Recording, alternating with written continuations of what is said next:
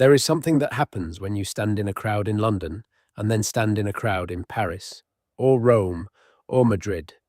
It is not something that is easy to put into words, and most people who notice it never say it out loud, because it sounds like the kind of observation that invites argument. But the observation is real, and it is not imaginary, and it is not bigotry, and it is not a stereotype. It is a pattern that geneticists, archaeologists, and evolutionary biologists have spent decades trying to explain. The British, taken as a whole, look different from other Europeans. Not radically, not in a way that makes them unrecognizable as Europeans at all, but different enough that the difference is measurable, genetically documented, and traceable across 12,000 years of history.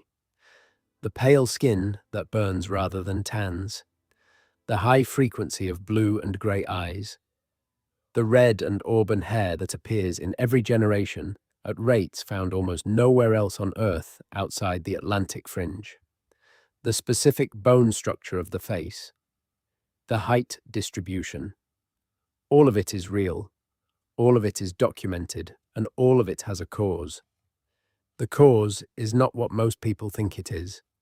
It is not the result of isolation, exactly, though isolation played a role. It is not the result of racial purity, because the British Isles have been invaded, colonized, and genetically remade so many times that the word purity is almost comically inappropriate. It is the result of a specific sequence of population events that happened in a specific order at a specific time, amplified by geography, shaped by disease, filtered by selection pressure, and locked in by the particular dynamics of island populations. The story of why the British look the way they do is the story of Britain itself, reaching back past the Romans, past the Celts, past the Bronze Age, all the way to a time when Britain was not even an island. This is that story. It takes 12,000 years to tell properly. We are going to tell it tonight. If you want more history like this, subscribe now and hit the bell. These stories disappear from feeds without warning, and the next one is already waiting for you. The story does not begin in England. It does not begin in Britain at all, because Britain as an island did not yet exist. It begins with a vast, flat, low-lying landmass that connected what is now southeastern England to what is now the Netherlands, Germany, and Denmark. Geologists and archaeologists call this landmass Doggerland, named after the Dogger Bank, a shallow sandbank in the North Sea that is one of its last visible remnants above water. For most of the last ice age, this was land, real, walkable, huntable, livable land, and people lived on it. The world at the end of the last ice age, roughly 12,000 years ago, looked nothing like it does today. Sea levels were significantly lower because enormous quantities of water were locked up in glaciers and ice sheets. Britain was not separated from continental Europe. You could walk from what is now Norfolk to what is now Denmark without getting your feet wet. You could walk from what is now Devon across to Brittany. The English Channel was a river valley. The Thames was a tributary of a much larger river system that drained much of northwestern Europe into the ocean, far to the west of where the Atlantic coastline stands today. The people who lived in Doggerland were hunter-gatherers. They were not farmers. They did not have permanent settlements. They followed the herds of red deer and aurochs. They fished the rivers. They gathered hazelnuts and berries. They understood the land, the way that only people who depend on it for survival can understand land. Genetically, these people belonged to a group that scientists call Western hunter-gatherers, a population that had spread across Europe following the retreat of the glaciers, moving northward and westward as the ice pulled back and the land became habitable again. What did these people look like? The answer to this question is one of the most startling things that ancient DNA research has produced in the last 15 years, and it is directly relevant to understanding why the British look the way they do today. The Western hunter-gatherers of northwestern Europe were not pale. They were dark-skinned, not dark in the sense of sub-Saharan African populations, but significantly darker than the skin tone most people associate with Northern European ancestry today. They had dark or very dark brown skin, and many of them had blue eyes. The combination sounds paradoxical to modern eyes, because we have come to associate blue eyes with very pale skin. But genetics does not respect our expectations. The variants in the genome that control skin pigmentation and the variants that control eye color are largely separate, and for most of human prehistory in Europe, blue eyes and dark skin coexisted perfectly well. The most famous individual from this population is known as Cheddar Man. He was found in Gough's Cave in Somerset in the Cheddar Gorge, which is one of the most archaeologically significant sites in Britain. His remains date to approximately 10,000 years ago, making him one of the oldest near-complete human skeletons ever found in the British Isles. In 2018, a team of scientists from University College London and the Natural History Museum used ancient DNA extracted from a fragment of his petrous bone, the hardest bone in the human skull, to reconstruct his appearance. The results made international headlines. Cheddar Man had dark skin, dark curly hair, and blue eyes. He looked nothing like the pale, fair-haired ancient Briton of Victorian imagination. Cheddar Man was not an anomaly, he was representative of his population. The Western hunter-gatherers who inhabited Britain and northwestern Europe at the end of the Ice Age all shared this profile to varying degrees. Dark pigmentation, high frequency of non-brown eyes, robust physique suited to a demanding hunter-gatherer lifestyle. These were the first Britons in any meaningful sense of the word. They had been in the region since the ice retreated, and they had lived there for thousands of years before anything changed. In Gough's Cave itself, evidence of far earlier human occupation was also found, including butchered human bones that showed signs of cannibalism, dating back 14,000 years. The people of this region had a complex and layered relationship with the landscape and with each other across deep time. But the Western hunter-gatherers of the Mesolithic period, roughly 10,000 to 6,000 years ago, were the dominant population of Britain. They hunted, they fished, they camped, they built temporary shelters. And then, slowly at first, and then with increasing momentum, the world changed around them. The sea was rising. This is the central geographic fact of early British prehistory. As the glaciers melted, meltwater poured into the oceans, and sea levels rose at a rate that, while slow by human standards, was catastrophic over the timescale of generations. Doggerland began to flood. First, the low-lying areas, the river valleys and the coastal plains. Then, the higher ground. Storms pushed seawater further inland. Islands formed where there had been continuous land. The population of Doggerland was compressed, pushed westward and northward, forced onto higher ground as their ancestral territory disappeared beneath the waves. Modern surveys of the North Sea floor have found evidence of ancient human habitation. Hearths, worked flint, the bones of hunted animals, all preserved under meters of seawater. The people who lived there had to leave. Some of them came to Britain, some came to Scandinavia, some were simply overtaken by the sea. By approximately 8,000 years ago, Britain was an island, not yet fully separated from Ireland, but separated from continental Europe. The English Channel had opened, the North Sea had filled. The island that would eventually be called Britain was now geographically isolated, a situation with profound consequences for everything that would follow. Island populations evolved differently from continental populations. They experienced genetic drift more intensely. Traits that might be diluted by constant gene flow from adjacent populations on a continent can become fixed in island populations simply through isolation.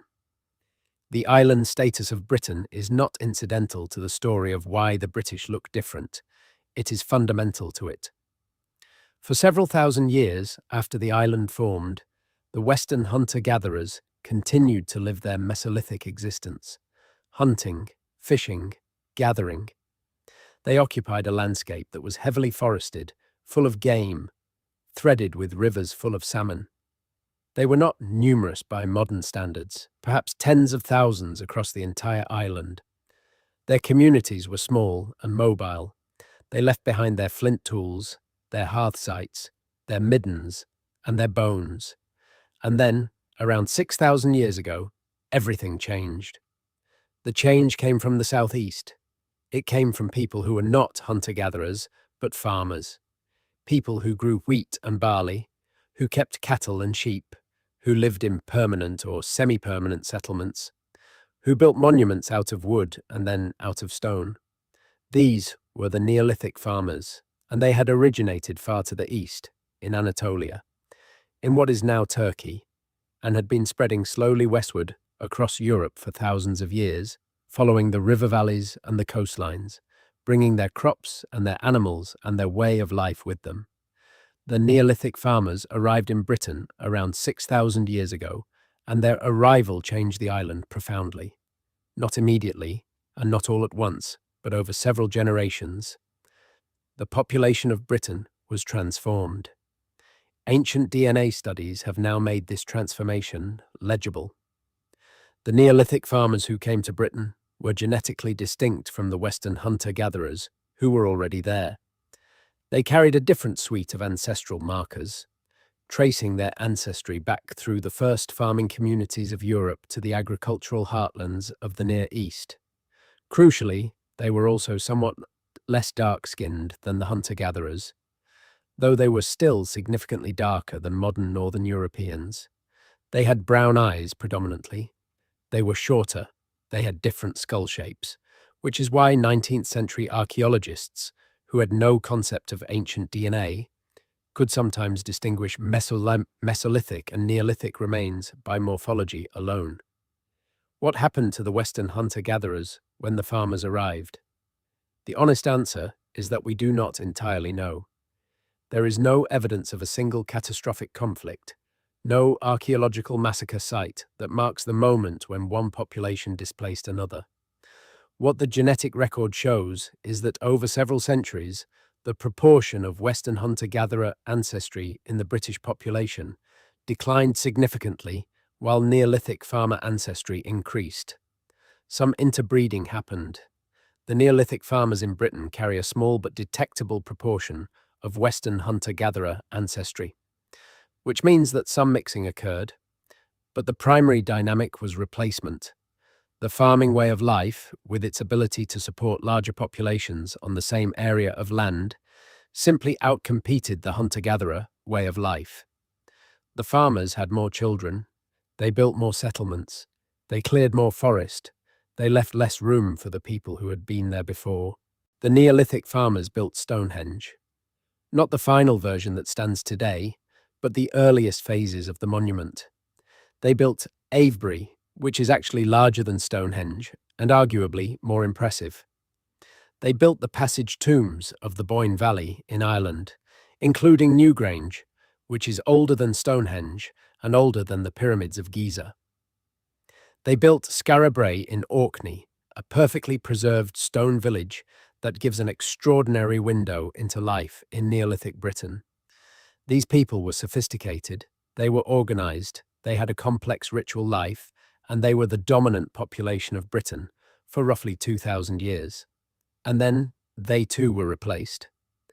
The second great population replacement in British prehistory began around 4,400 years ago, at the transition between the Neolithic and the Bronze Age.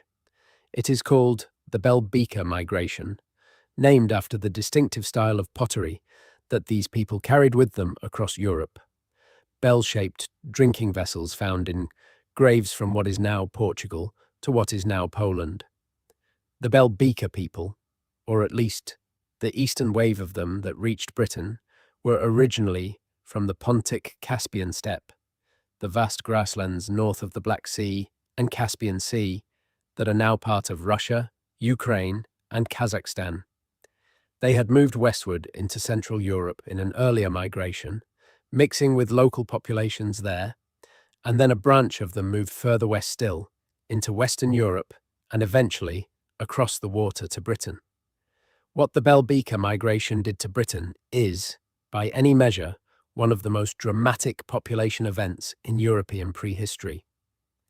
Ancient DNA studies, most notably a landmark paper published in Nature in 2018 by David Reich's group at Harvard, showed that within a few centuries of the Bell Beaker arrival, approximately 90% of the ancestry of the British population had been replaced. 90%. Almost complete population replacement. The Neolithic farmers who had built Stonehenge and Avebury and Skara Brae were almost entirely gone, genetically speaking, replaced by people who came ultimately from the steppe grasslands of what is now Russia and Ukraine. The mechanism of this replacement is intensely debated. The plague hypothesis has gained significant traction in recent years.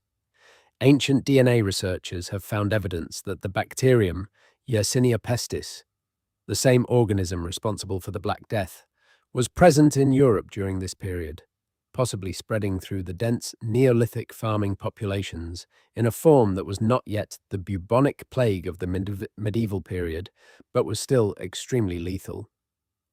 If a disease pandemic swept through the Neolithic farmers of Britain, reducing their population dramatically, it would have created a demographic vacuum into which the Bell Beaker migrants could move and expand rapidly. Other researchers emphasize social and economic advantages. The steppe populations brought with them horses, wheel technology, and a different social structure.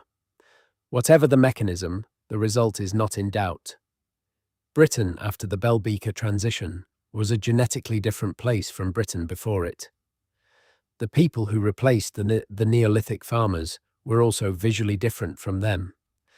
The steppe ancestry that the Bell Beaker people carried was associated with genetic variants linked to lighter skin pigmentation. Not the palest possible skin, but significantly lighter than the Neolithic farmers and dramatically lighter than the Western hunter-gatherers who had been there first. The Bell Beaker people and their descendants in Britain carried higher frequencies of the genetic variants at loci like SLC45A2 and SLC24A5 that reduce melanin production in skin. They were, on average, the lightest-skinned population that Britain had seen. They were also taller, on average, than the Neolithic farmers they replaced. The steppe ancestry that the Bell Beakers brought is associated with genetic variants that predispose to greater height.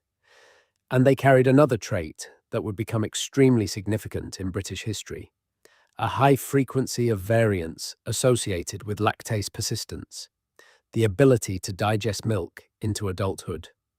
Most humans, like most mammals, lose the ability to digest lactose after infancy.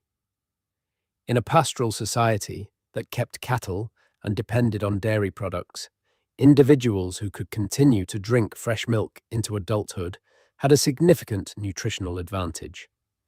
The Bell Beaker people and their descendants had among the highest rates of lactase persistence of any population that had yet lived in Britain, and that trait was passed down through the generations to modern British populations, who today have some of the highest rates of lactase persistence in the world.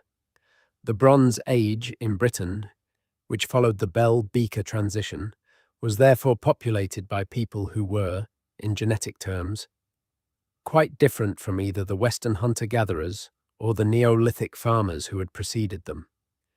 They were lighter-skinned, taller, capable of digesting dairy, and they carried a substantial proportion of steppe ancestry alongside a remaining fraction of earlier European farming ancestry. The specific mix varied by region and changed gradually over time, but the steppe signal was dominant and it persisted. The Iron Age, which began in Britain around 800 years before the Common Era, brought cultural changes and population movements, but the genetic evidence suggests that these were relatively modest in comparison to what had come before. The people who are often described as Celts in popular history, the populations of Iron Age Britain and Ireland who spoke early forms of what would become Welsh, Irish Gaelic, Scottish Gaelic, and Breton were broadly continuous with the Bell Beaker Bronze Age population. There was movement and mixing, as there always is, but there was no dramatic population replacement on the scale of the Neolithic or the Bell Beaker transition. The Iron Age Britons looked, genetically, broadly, like a continued evolution of the Bell Beaker population, with regional variations reflecting local patterns of movement and drift. The Picts of northern Scotland present a particularly interesting case. They left behind a distinctive tradition of carved stone monuments and a name that puzzled later writers, but are now understood as one of the Iron Age populations of Britain. Genetically, recent studies have shown that the Picts were not as exotic or isolated as some Victorian writers imagined. They were broadly part of the Iron Age British and Irish population, with some distinctive regional patterns that reflect their geographic position in the far north, but not a separate people in any deep genetic sense. The Roman conquest of Britain began in 43 of the Common Era, when the Emperor Claudius launched the invasion that Caesar had twice attempted and twice abandoned. For nearly 4 centuries, from 43 to 410, Britain was a province of the Roman Empire, called Britannia, administered from London, defended by legions stationed along Hadrian's Wall and at fortresses throughout the island. The Romans brought roads, cities, underfloor heating, plumbing, written records, wine, olive oil, and soldiers from every corner of the empire, from North Africa, from Syria, from the Danube frontier, from Spain and Gaul. Did all this leave a genetic mark on the British population? The honest answer is remarkably little. For all the profound cultural, linguistic, and political impact of nearly 4 centuries of Roman rule, the genetic contribution of Roman period immigration to the modern British population appears to be quite small. Ancient DNA studies of Roman period individuals from Britain have found diverse ancestries, exactly what you would expect from a military and administrative apparatus that drew personnel from across the Mediterranean world. Individuals buried in Roman York have been found with ancestry from North Africa and the Middle East. A soldier from the Danube region was buried near Hadrian's Wall. These were real people. They lived real lives in Britain. Some of them had children with local women, and their genetic descendants may still be among us. But the Roman contribution did not fundamentally alter the genetic profile of the British population for a simple demographic reason. The pre-Roman population of Britain was probably in the low millions. The Roman administrative and military presence, while significant, was a thin layer on top of a much larger existing population. Even if every Roman soldier stationed in Britain had fathered several children with British women, the statistical dilution would have been enormous. The numbers simply did not add up to a transformation. When the Romans withdrew in the early 5th century, the underlying genetic substrate of Britain was still recognizably descended from the Bell Beaker Bronze Age and Iron Age populations. The Roman centuries were a profound civilizational experience, but not a genetic one, at least not at the population level. The departure of Roman administration in the early 5th century left Britain exposed to pressures that had been building along the North Sea coast. The peoples that the Romans and later writers called Angles, Saxons, and Jutes were Germanic-speaking groups from what is now the coastline of Germany, Denmark, and the Netherlands. In the 5th and 6th centuries, they began to migrate into Britain, initially perhaps as mercenaries or settlers, invited by British leaders who needed military help, but eventually as an expanding population that displaced, absorbed, or pushed out the Romano-British population of the lowland areas. The scale of the Anglo-Saxon migration has been one of the most debated questions in early medieval British history. Victorian scholars imagined a wholesale replacement of the Romano-British population by invading Germanic tribes. Archaeologists in the 20th century pushed back, noting that the material evidence was complex and that cultural change does not necessarily imply population replacement. The ancient DNA evidence has now provided a resolution of sorts, and it falls between the two extremes. Studies published in Nature in 2022, based on ancient DNA from cemeteries across England, found that individuals buried in Anglo-Saxon style cemeteries in eastern England showed, on average, approximately 60 to 70% ancestry from continental northwestern Europe, the region from which the Anglo-Saxons came. In Western England, the proportions were different, with more continuity from the Romano-British population. In Cornwall, Wales, and other parts of the Western North, the Romano-British population continued largely unbroken. The migration had been real, it had been substantial, and it had significantly changed the genetic makeup of what is now England, but it had not erased the existing population everywhere. Instead, it had created a patchwork, with the highest Anglo-Saxon ancestry in the east and decreasing proportions as you moved westward. The overall contribution of Anglo-Saxon migration to modern English ancestry has been estimated at roughly 25 to 40%. This is a significant fraction, second only to the Bell Beaker Bronze Age contribution, but it did not remake the population from scratch. The existing Bell Beaker and Iron Age ancestry persisted alongside it, in proportions that varied by location. What the Anglo-Saxons did bring, in terms of visible traits, was reinforcement of some of the pigmentation variants already present in the population. Since the northwestern European populations from which they came shared many genetic variants with the Bell Beaker-derived British population, the net effect on appearance was probably modest in absolute terms, though it may have slightly increased the average frequency of light pigmentation variants in the eastern lowland areas. The Viking Age, which affected Britain from the late 8th century through the 11th century, added another layer to the genetic portrait. The Vikings came from Scandinavia, primarily from what is now Denmark and Norway, and they raided, traded, settled, and ultimately ruled over significant portions of Britain. The Danelaw, the area of England roughly north and east of a line from London to Chester, was under Viking political control for much of the 9th and 10th centuries. Viking settlers established Jorvik, now York, as a major trading city. Norse settlers colonised Orkney and Shetland, as well as the northern and western Isles of Scotland, and were a dominant presence in Ireland and the Isle of Man. The genetic contribution of the Vikings to modern British ancestry is detectable but variable by region. In the mainland English population, the Viking contribution is estimated at roughly 6% on average, which is modest compared to the Anglo-Saxon contribution.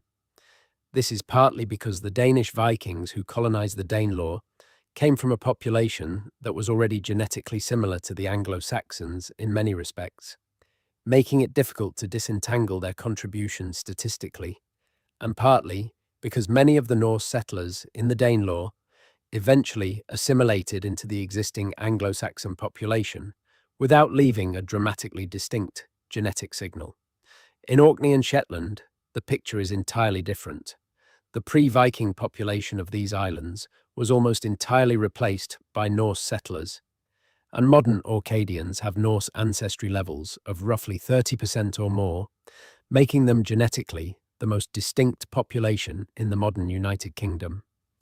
A major genetic study of the British Isles published in 2015 by a team at Oxford found that Orkney forms its own distinct and genetic cluster, clearly separated from the rest of Scotland, with a genetic profile that sits between Scandinavia and mainland Scotland on a principal component analysis.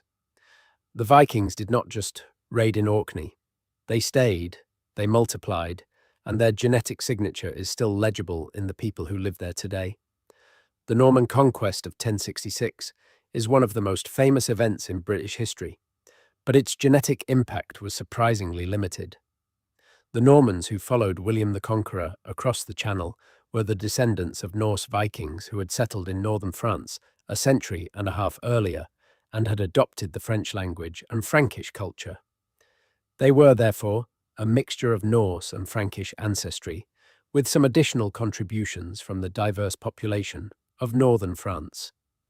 When they conquered England, they installed themselves as a new ruling elite, displacing the existing Anglo-Saxon aristocracy and clergy. But the Normans were a thin, elite layer on top of a much larger English population. Estimates of the total number of Normans who came to England in the decades after the conquest range from around 10,000 to perhaps 20,000, against an existing English population of perhaps 1.5 to 2 million. Even if the Normans reproduced prolifically, the mathematical impact on the gene pool of the total population was inevitably small. Modern genetic studies bear this out. The Norman contribution to modern English ancestry is estimated at a few percent at most.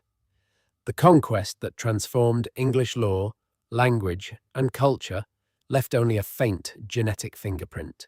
The medieval period also saw smaller, but cumulatively significant migrations into Britain.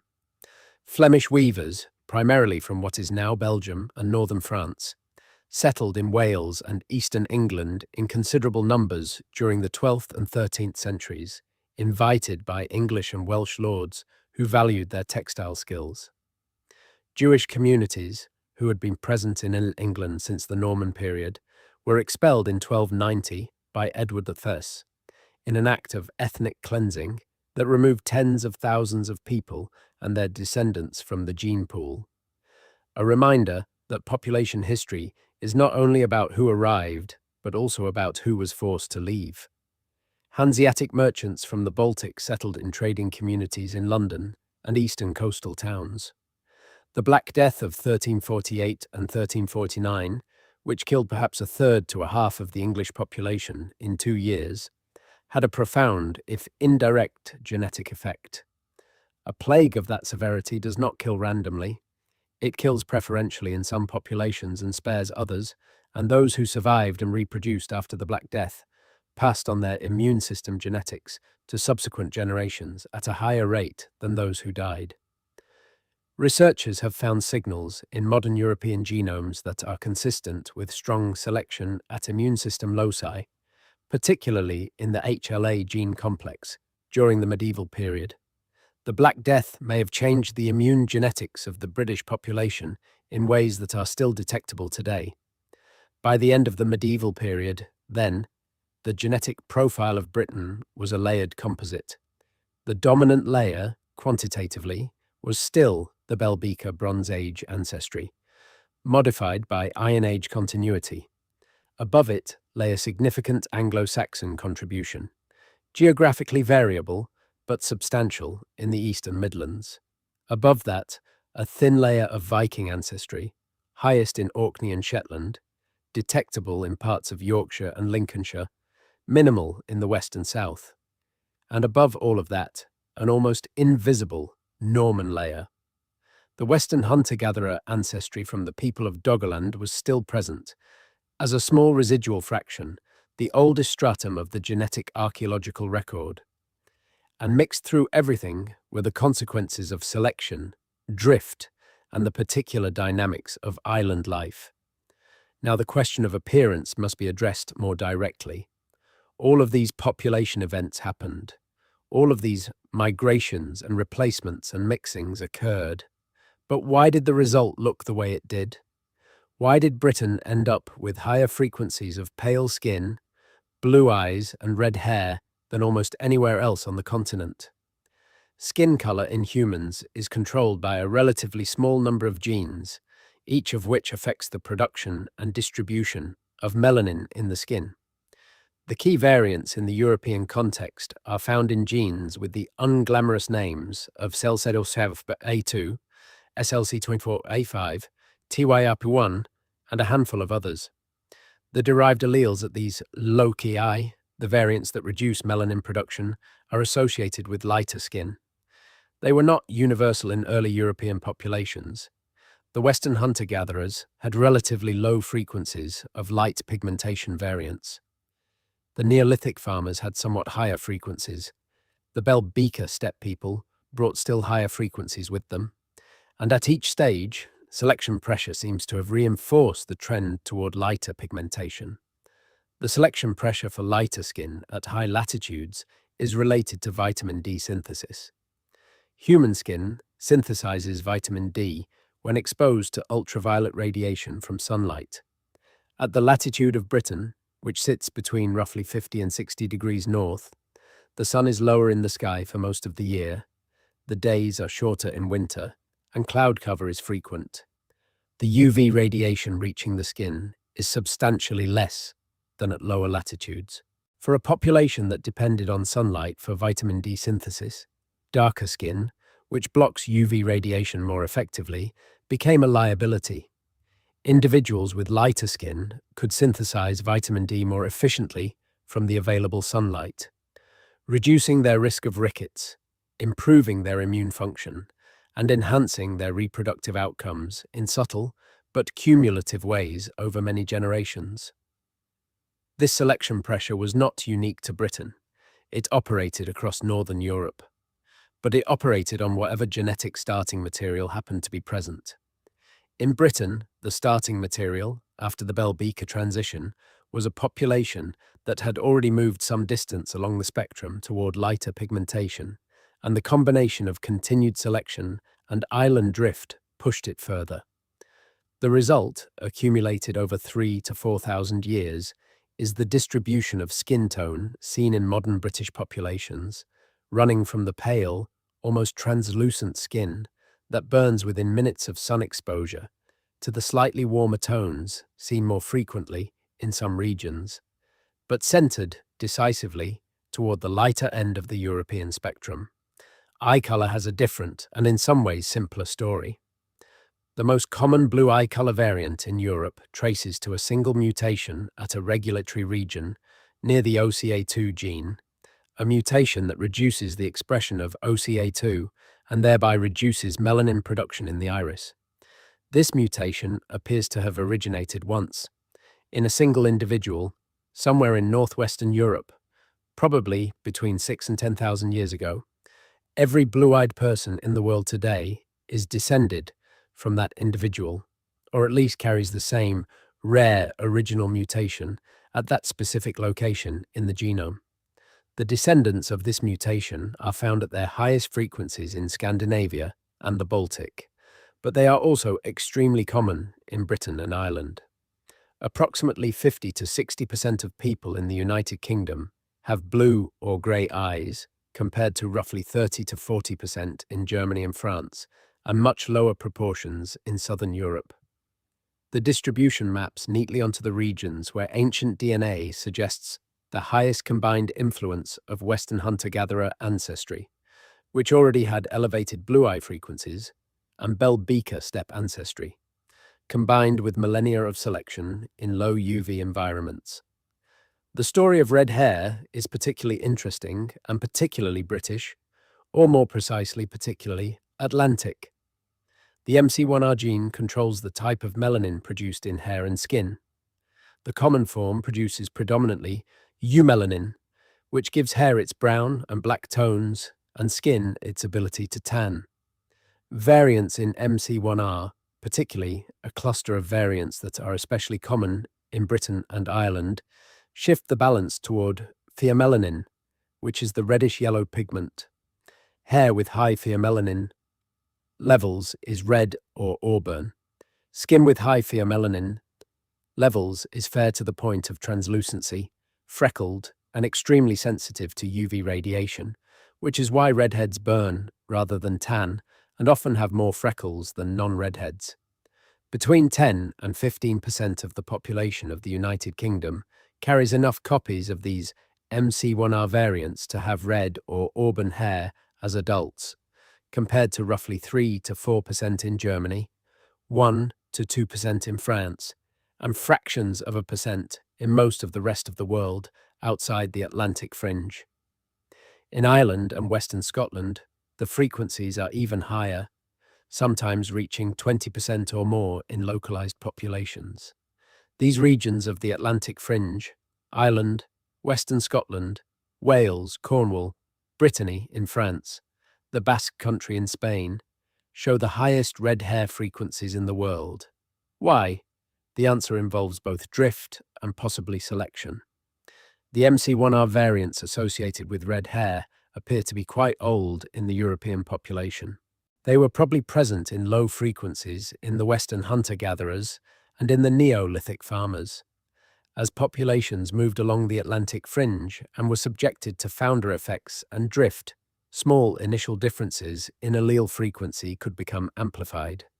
A small founding population in which a few individuals happened to carry red hair variants could, over many generations of relative isolation, produce a descendant population with much higher frequencies of those variants. The western and northern edges of the British Isles, particularly Ireland, the Scottish Highlands and Islands, and Wales, experienced exactly this kind of geographic isolation on smaller scales, and the result was the preservation and amplification of red hair at frequencies that are essentially unmatched elsewhere. There may also be a selection component. In very low UV environments, even the slight reduction in vitamin D synthesis, caused by pale skin with freckles, might be offset by other advantages, or the selection against it might have been too weak to overcome the drift effects. Some researchers have proposed that freckles, which are clusters of high melanin cells, may represent a compromise, providing some UV protection in specific exposed spots while allowing the surrounding skin to synthesize vitamin D. The debate has not been fully resolved, but what is clear is that the Atlantic fringe is where red hair found its refuge, and Britain and Ireland are its heartland. Lactase persistence deserves a brief return visit, because it is one of the clearest examples of how selection has shaped the British population in ways that are both genetically detectable and phenotypically relevant.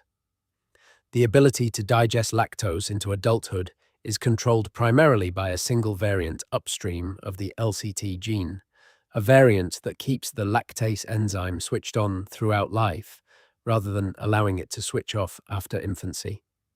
This variant appears to have been favored by natural selection in European populations that kept dairy cattle, because fresh milk is an enormously valuable source of calories, fat, and nutrients for a population that raises animals specifically for milk production.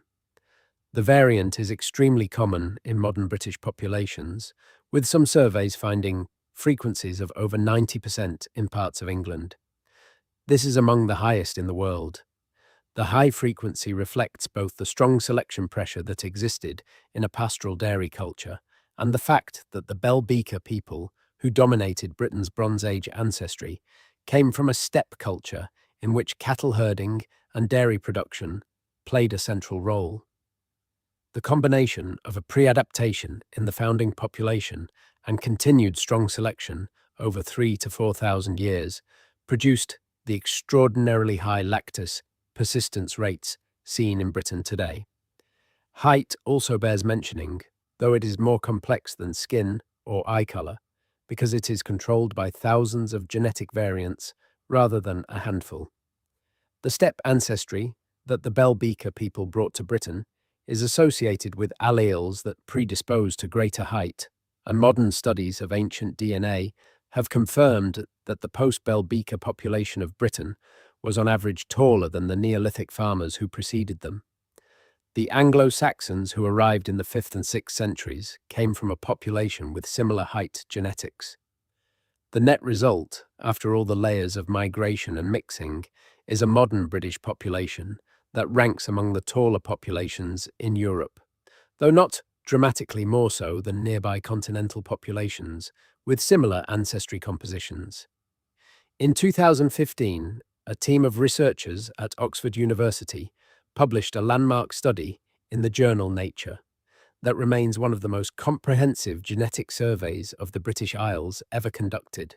The study analysed the genomes of 2,039 white British individuals from across the UK, choosing only people whose 4 grandparents had all been born within 35 miles of each other, to ensure that the genetic patterns they found reflected deep historical structure rather than recent migration.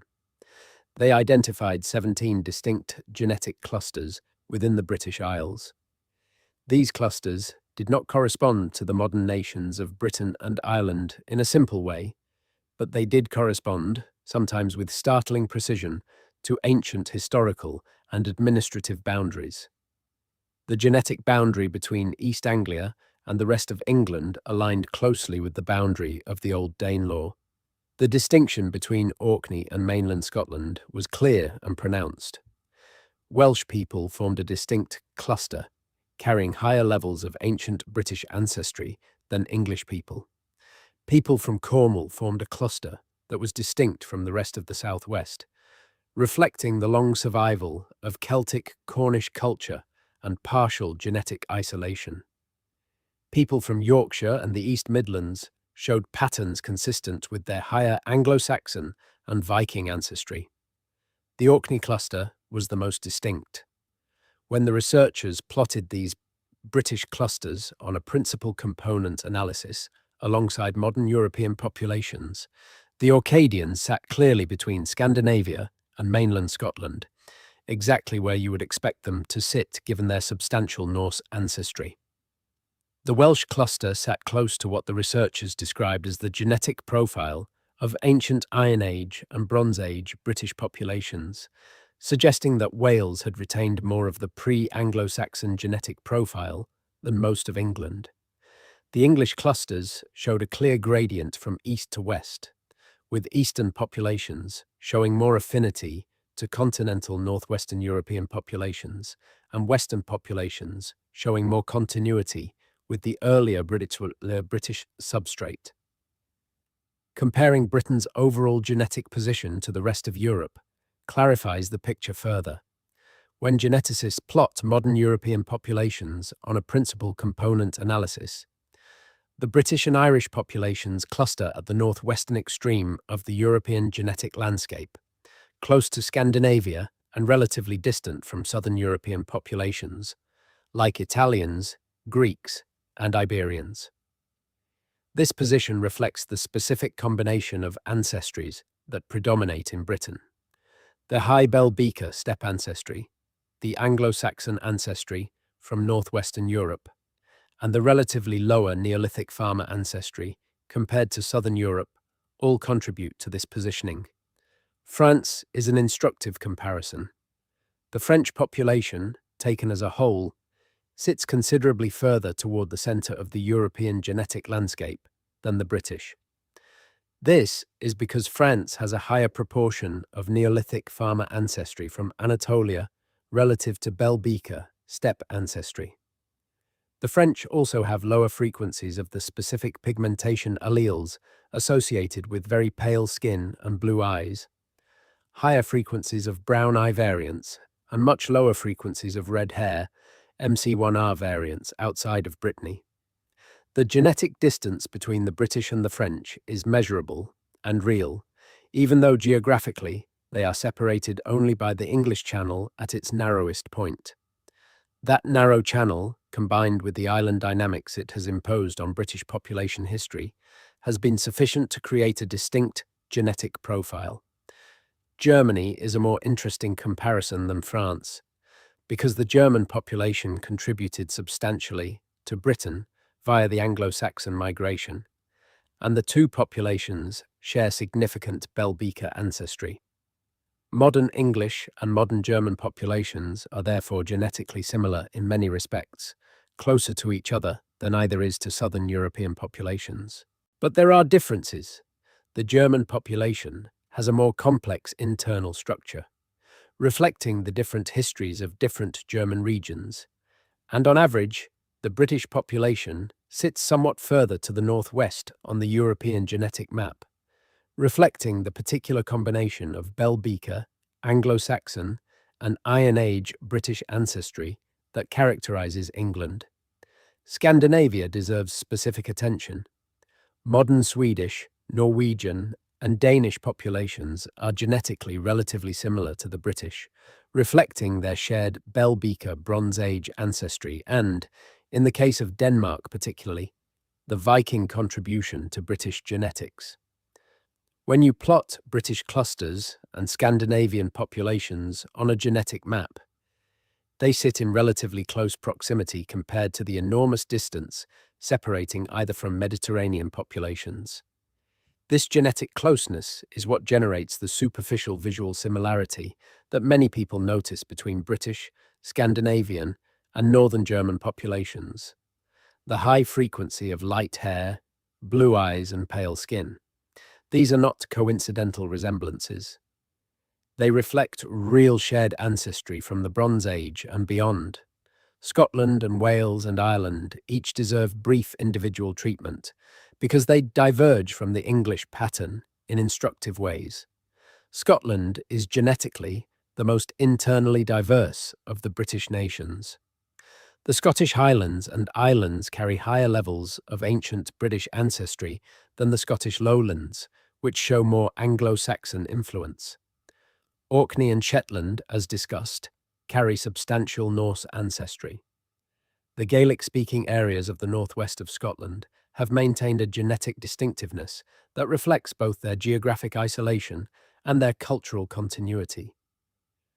Modern Scots carry a mixture of ancient British, Anglo-Saxon, Norse, and other influences that varies considerably by region.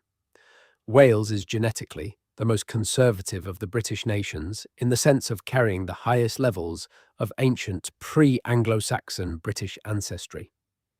The Anglo-Saxon migration stopped roughly at the Welsh border for the most part, because the Welsh maintained their political independence, their Celtic language, and their cultural identity throughout the Anglo-Saxon period. The genetic consequence is that Welsh people today carry, on average, a higher proportion of Bell Beaker and Iron Age British ancestry than English people do, with correspondingly lower proportions of Anglo-Saxon ancestry. This is why the Welsh genetic cluster in the Oxford 2015 study sat closest to what the researchers modelled as the ancient British population. The Welsh are, in a meaningful genetic sense, the most ancient of the British peoples. Ireland presents yet another profile. Ireland was settled by Neolithic farmers and Bell Beaker Bronze Age people in the same general sequence as Britain, but it never experienced the Anglo-Saxon migration or the Norman settlement in any demographically significant way. The Norman presence in Ireland was geographically limited and eventually largely assimilated into the existing Gaelic population. The result is that modern Irish people carry, on average, even higher levels of the Bell Beaker, Bronze Age steppe ancestry than the English, with a very high ancient Western hunter-gatherer component as well, making Ireland genetically closer to the oldest layers of British and European prehistory than any modern English population. The high levels of red hair in Ireland are partly a consequence of this ancient genetic substrate, amplified by thousands of years of geographic isolation on an island off the coast of an island. The ancient DNA revolution that made all of this knowledge possible is worth understanding in its own right, because it is genuinely one of the most remarkable intellectual achievements of the early 21st century. For most of history, the only way to understand the genetic history of human populations was to study living people and work backwards. This approach, called population genetics, produced important insights, but was limited by the fact that you could never directly observe the past. You could only infer it from the present. Ancient DNA changed everything. The key breakthrough, largely credited to Svante Pääbo and his team at the Max Planck Institute for Evolutionary Anthropology, was developing techniques to extract, sequence, and interpret DNA from very old bones. Human DNA degrades after death. It is attacked by bacteria, by water, by heat, by oxygen.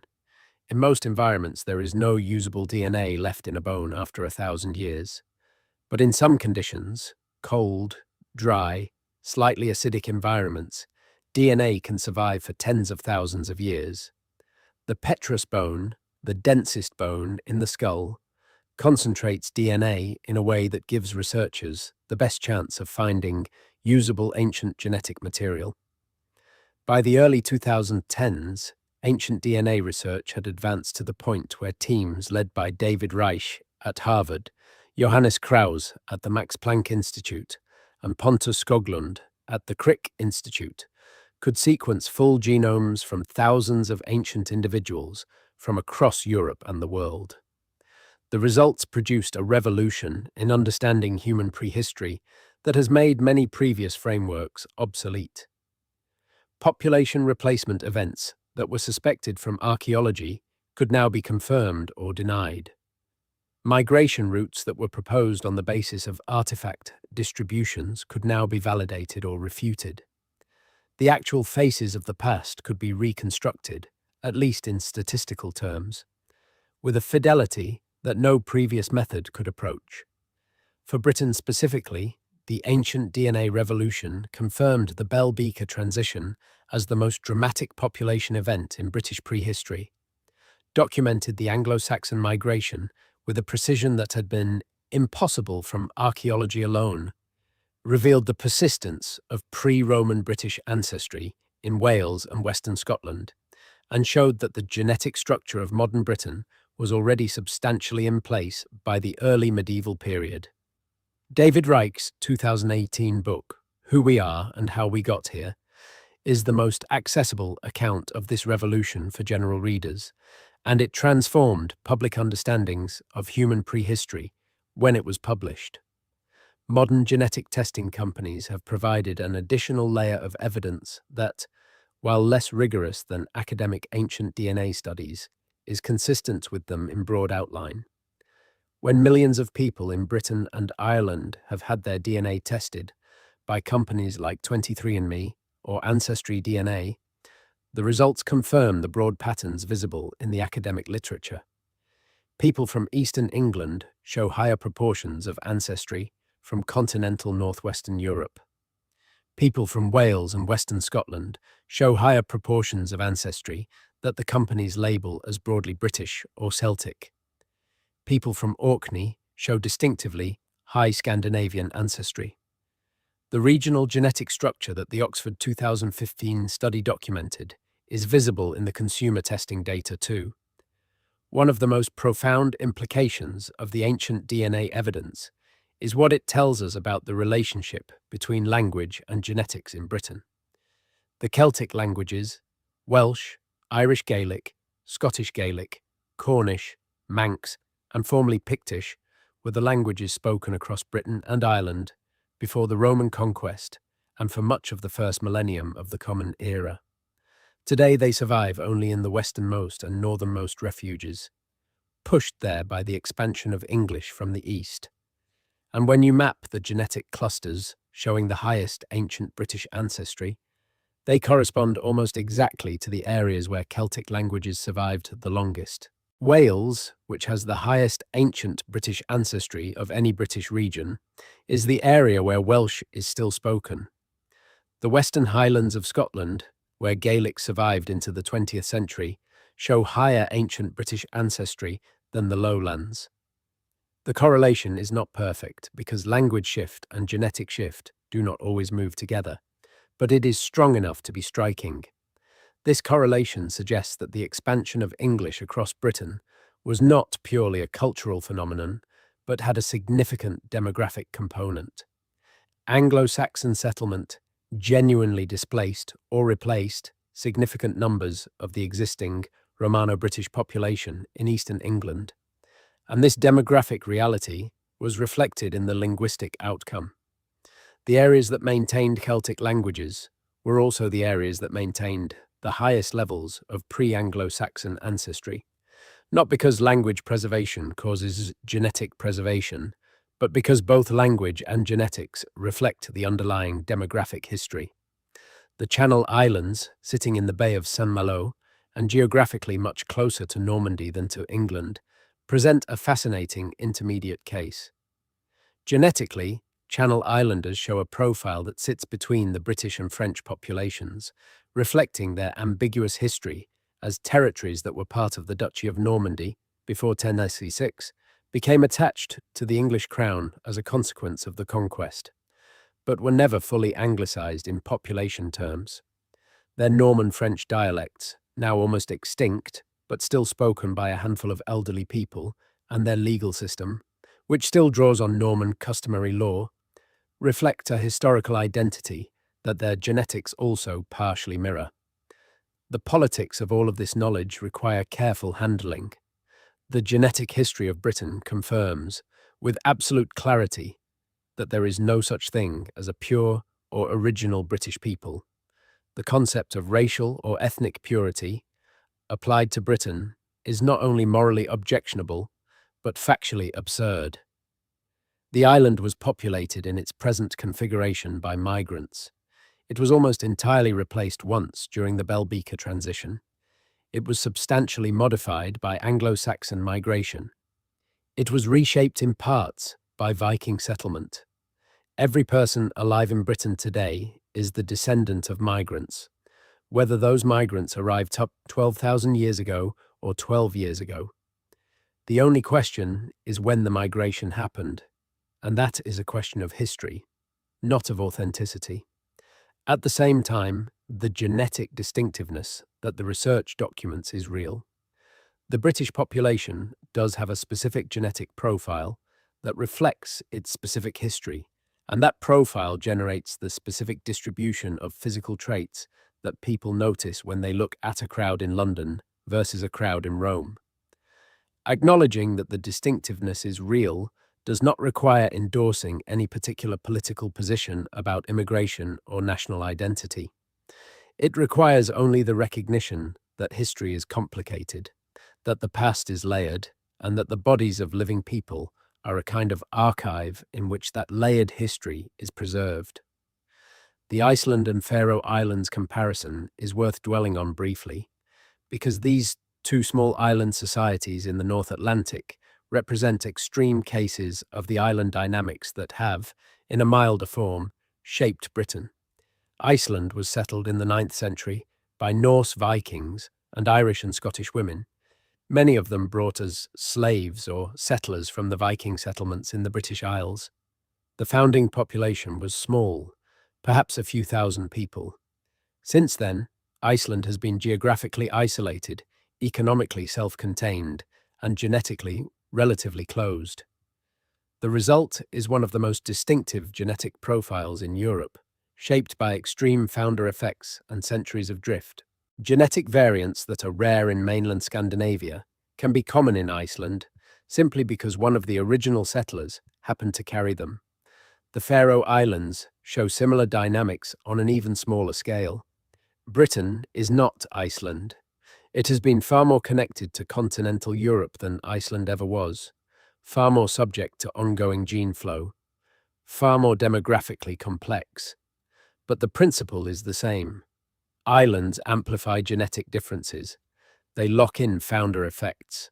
They allow drift to operate more powerfully than it does in continental populations. The specific combination of traits that the British population shows, the high pale skin frequency, the high blue eye frequency, the extraordinary red hair frequency in the Atlantic fringe. These are all partly the product of island dynamics operating over millennia on a population that started with a particular ancestral composition.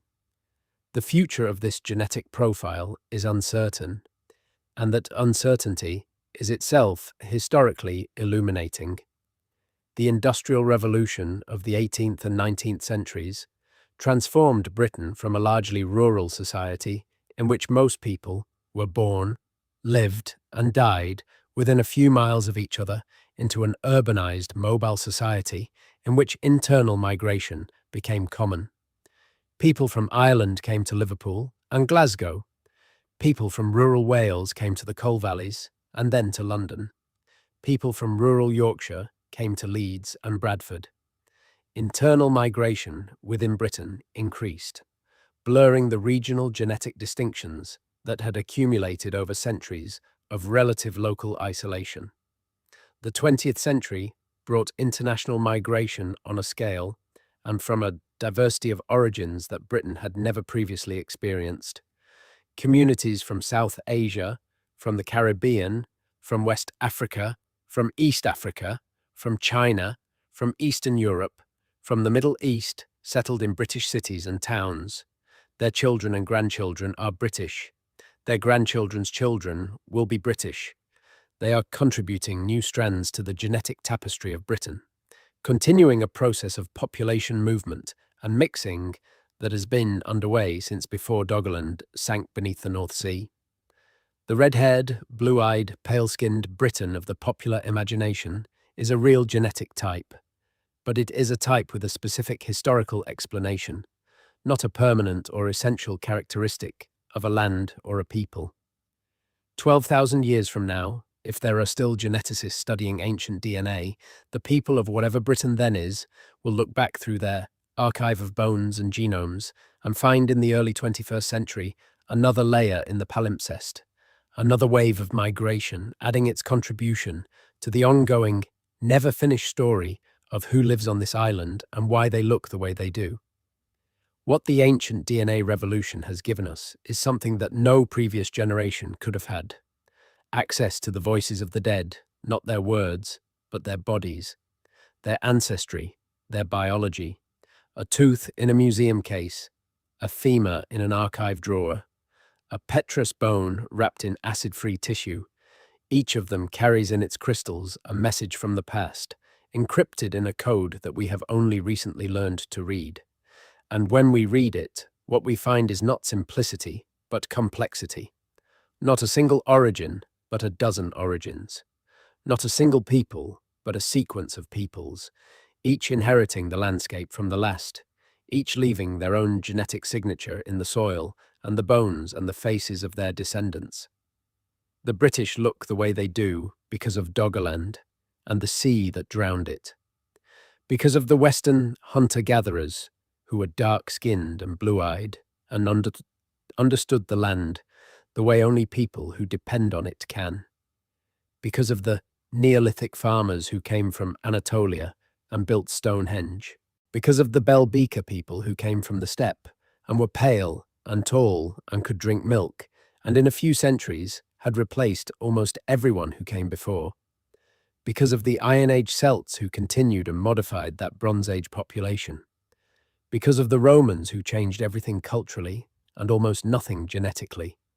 Because of the Anglo-Saxons who came from the coast of Germany and remade the lowland population of what would become England. Because of the Vikings who settled Orkney so thoroughly that the island is still genetically Scandinavian. Because of the Normans whose political revolution left almost no biological trace. Because of the drift and the selection and the island dynamics that amplified every founder effect and locked in every genetic peculiarity. The pale skin burns because Doggerland sank and Britain became an island in a cloudy northern sea. And in that sea, you need every photon of sunlight you can get. The blue eyes are the eyes of hunter-gatherers who walked across land that is now ocean. The red hair is the signature of a population that found its refuge on the Atlantic fringe and stayed there long enough for drift to amplify a rare variant into something visible on every street corner in Dublin and Edinburgh and Cardiff. None of it was planned, none of it was inevitable. It was the product of 12,000 years of contingency, of ice melting and seas rising, of migrations and invasions and plagues and accidents of survival, of people crossing water because there was nothing left for them where they were, or because there was something better on the other side, or because they were told to go, or because they were taken. The bodies of living British people are the archive of all of it, written in the language of DNA, preserved in every cell, carried forward through every generation, the record of a story that did not end in 1066 or in 1945 or last Tuesday, and will not end for as long as there are people on this island making children and carrying their genomes into a future that is always, in every generation, being made for the first time. That is the real reason the British look different from every other European. Not because they are separate, because they are the product of a very specific sequence of separations, arrivals, replacements, and accumulations, happening on an island at the northwestern edge of the world, across a span of time so long that most of it happened before writing, before cities, before anything we recognize as civilization. It is 12,000 years of history, written in skin and eyes and hair, carried forward by people who never knew they were carrying it. To fully understand the British genetic profile, it is worth spending more time with each of the foundational population layers, examining not just what we know, but how we came to know it, and what the implications are when you look carefully at the details. The story is richer than any summary can capture, and in the details lie some of the most surprising and counterintuitive findings in modern genetics and archaeology. Begin again with the Western hunter-gatherers, because they are in some ways the most surprising element of the whole story. The term Western hunter-gatherer is a population genetics label. It refers to a genetically coherent group of people who inhabited Western Europe after the retreat of the last glaciation, roughly from about 15,000 years ago until the Neolithic transition began pushing them off the stage. They were not a single tribe or culture. They were a population in the genetic sense, sharing common ancestry and a distinctive combination of ancestral markers that distinguish them from other ancient human populations, like the early European farmers or the Yamnaya steppe pastoralists. The Western hunter-gatherers of Britain were related to, but somewhat distinct from, their contemporaries in mainland Europe. The long period of relative isolation after Britain became an island meant that the British branch of Western hunter-gatherer ancestry had time to develop its own specific characteristics through drift, even before the Neolithic farmers arrived. This island branch of the WHG population is what a very small fraction of modern British ancestry ultimately traces back to, the oldest possible layer, the bedrock beneath everything else. The dark skin of the Western hunter-gatherers is worth exploring in more depth, because it consistently surprises people and challenges the intuitive assumption that Northern Europe has always been home to pale-skinned populations. The genetic variants that produce pale skin in modern Europeans are, as the ancient DNA record now makes clear, relatively recent arrivals in the Northwest European gene pool. They were not present at high frequency in the hunter-gatherers. The light skin of northwestern Europe is in large part a product of the Neolithic and Bronze Age population replacements, not a feature that was always there. The blue eyes of the Western hunter-gatherers, coexisting with their darker skin, are a particularly striking illustration of how our intuitions about the covariance of pigmentation traits mislead us.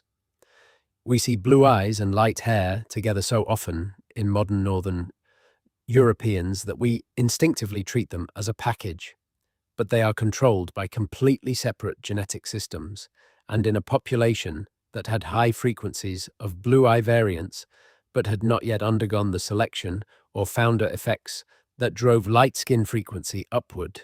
The combination of blue eyes with dark or medium skin was entirely possible, and, it turns out, extremely common. Cheddarman is the most famous exemplar of this combination, but he was not an outlier. Ancient DNA from hunter-gatherers across Europe from this period consistently shows the same pattern. A Luxembourg hunter-gatherer from around 8,000 years ago, known as Lochboer man, had blue eyes and dark skin. Hungarian hunter-gatherers from the same period show similar profiles. Spanish hunter-gatherers called the Motala individuals, named for the site in Sweden where some were found, also show this combination. The Western hunter-gatherers of Europe were, as a population, what we might describe today as having Mediterranean to olive skin tones with blue or green eyes. The pale blue-eyed northerner of popular imagination did not exist in this period. That figure was assembled later, from different components. The transition from hunter-gatherer to farmer in Britain was not a single event. It was a process that unfolded over centuries, and the archaeological record shows it was complex in its social dimensions as well as its demographic ones. The Neolithic farmers who arrived in Britain did not simply sail across the Channel and begin ploughing fields. They built massive communal monuments that required substantial organization and social coordination. The long barrows of southern England, structures like West Kennet in Wiltshire, were collective burial chambers that held the bones of many individuals. They were not tombs in the individual sense, but communal repositories for the dead, used over many generations. The bones found in these long barrows belonged to the Neolithic farmers, not to the Western hunter-gatherers. This tells us something important about who the monument builders were. The people who organized the labor to drag enormous sarcens across the landscape. The people who designed and built the causewayed enclosures that dot the Neolithic landscape of southern Britain were the farming immigrants, not the indigenous hunter-gatherers. Whether the hunter-gatherers contributed labor to these projects, whether they watched from the edges and slowly joined, whether they were excluded entirely, we cannot yet say.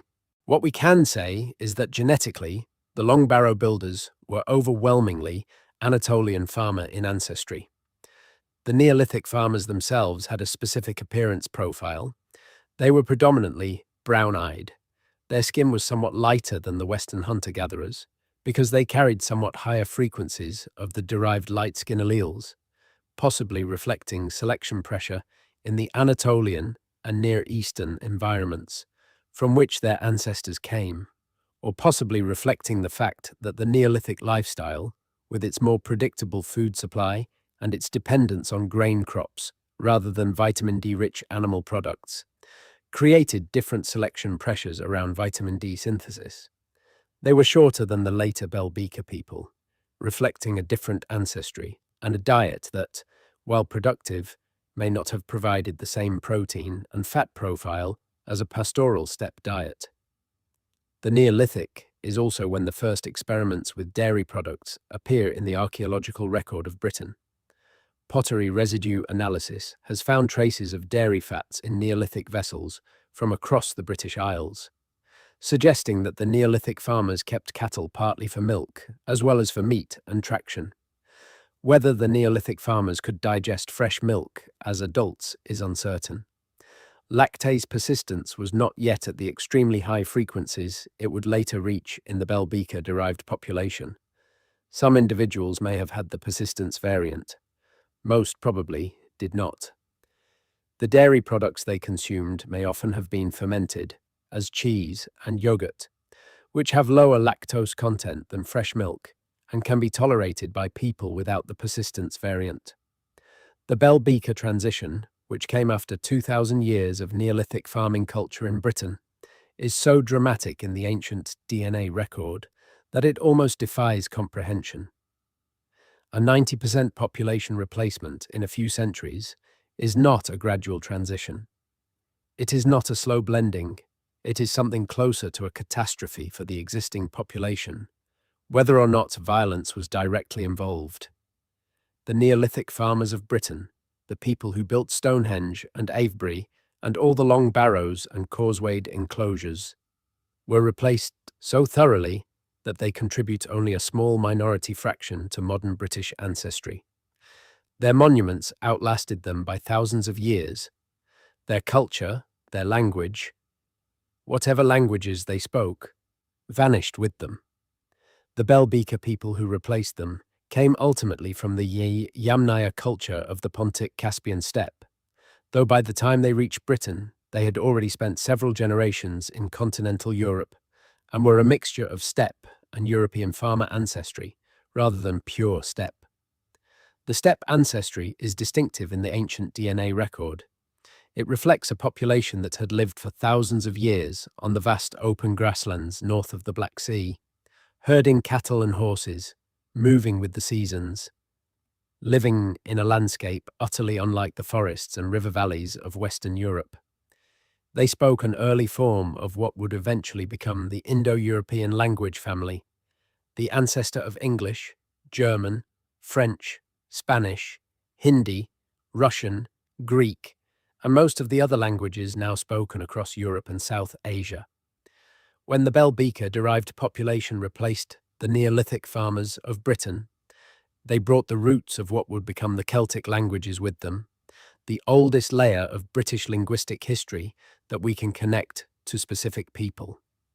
The horse played a key role in the steppe expansion.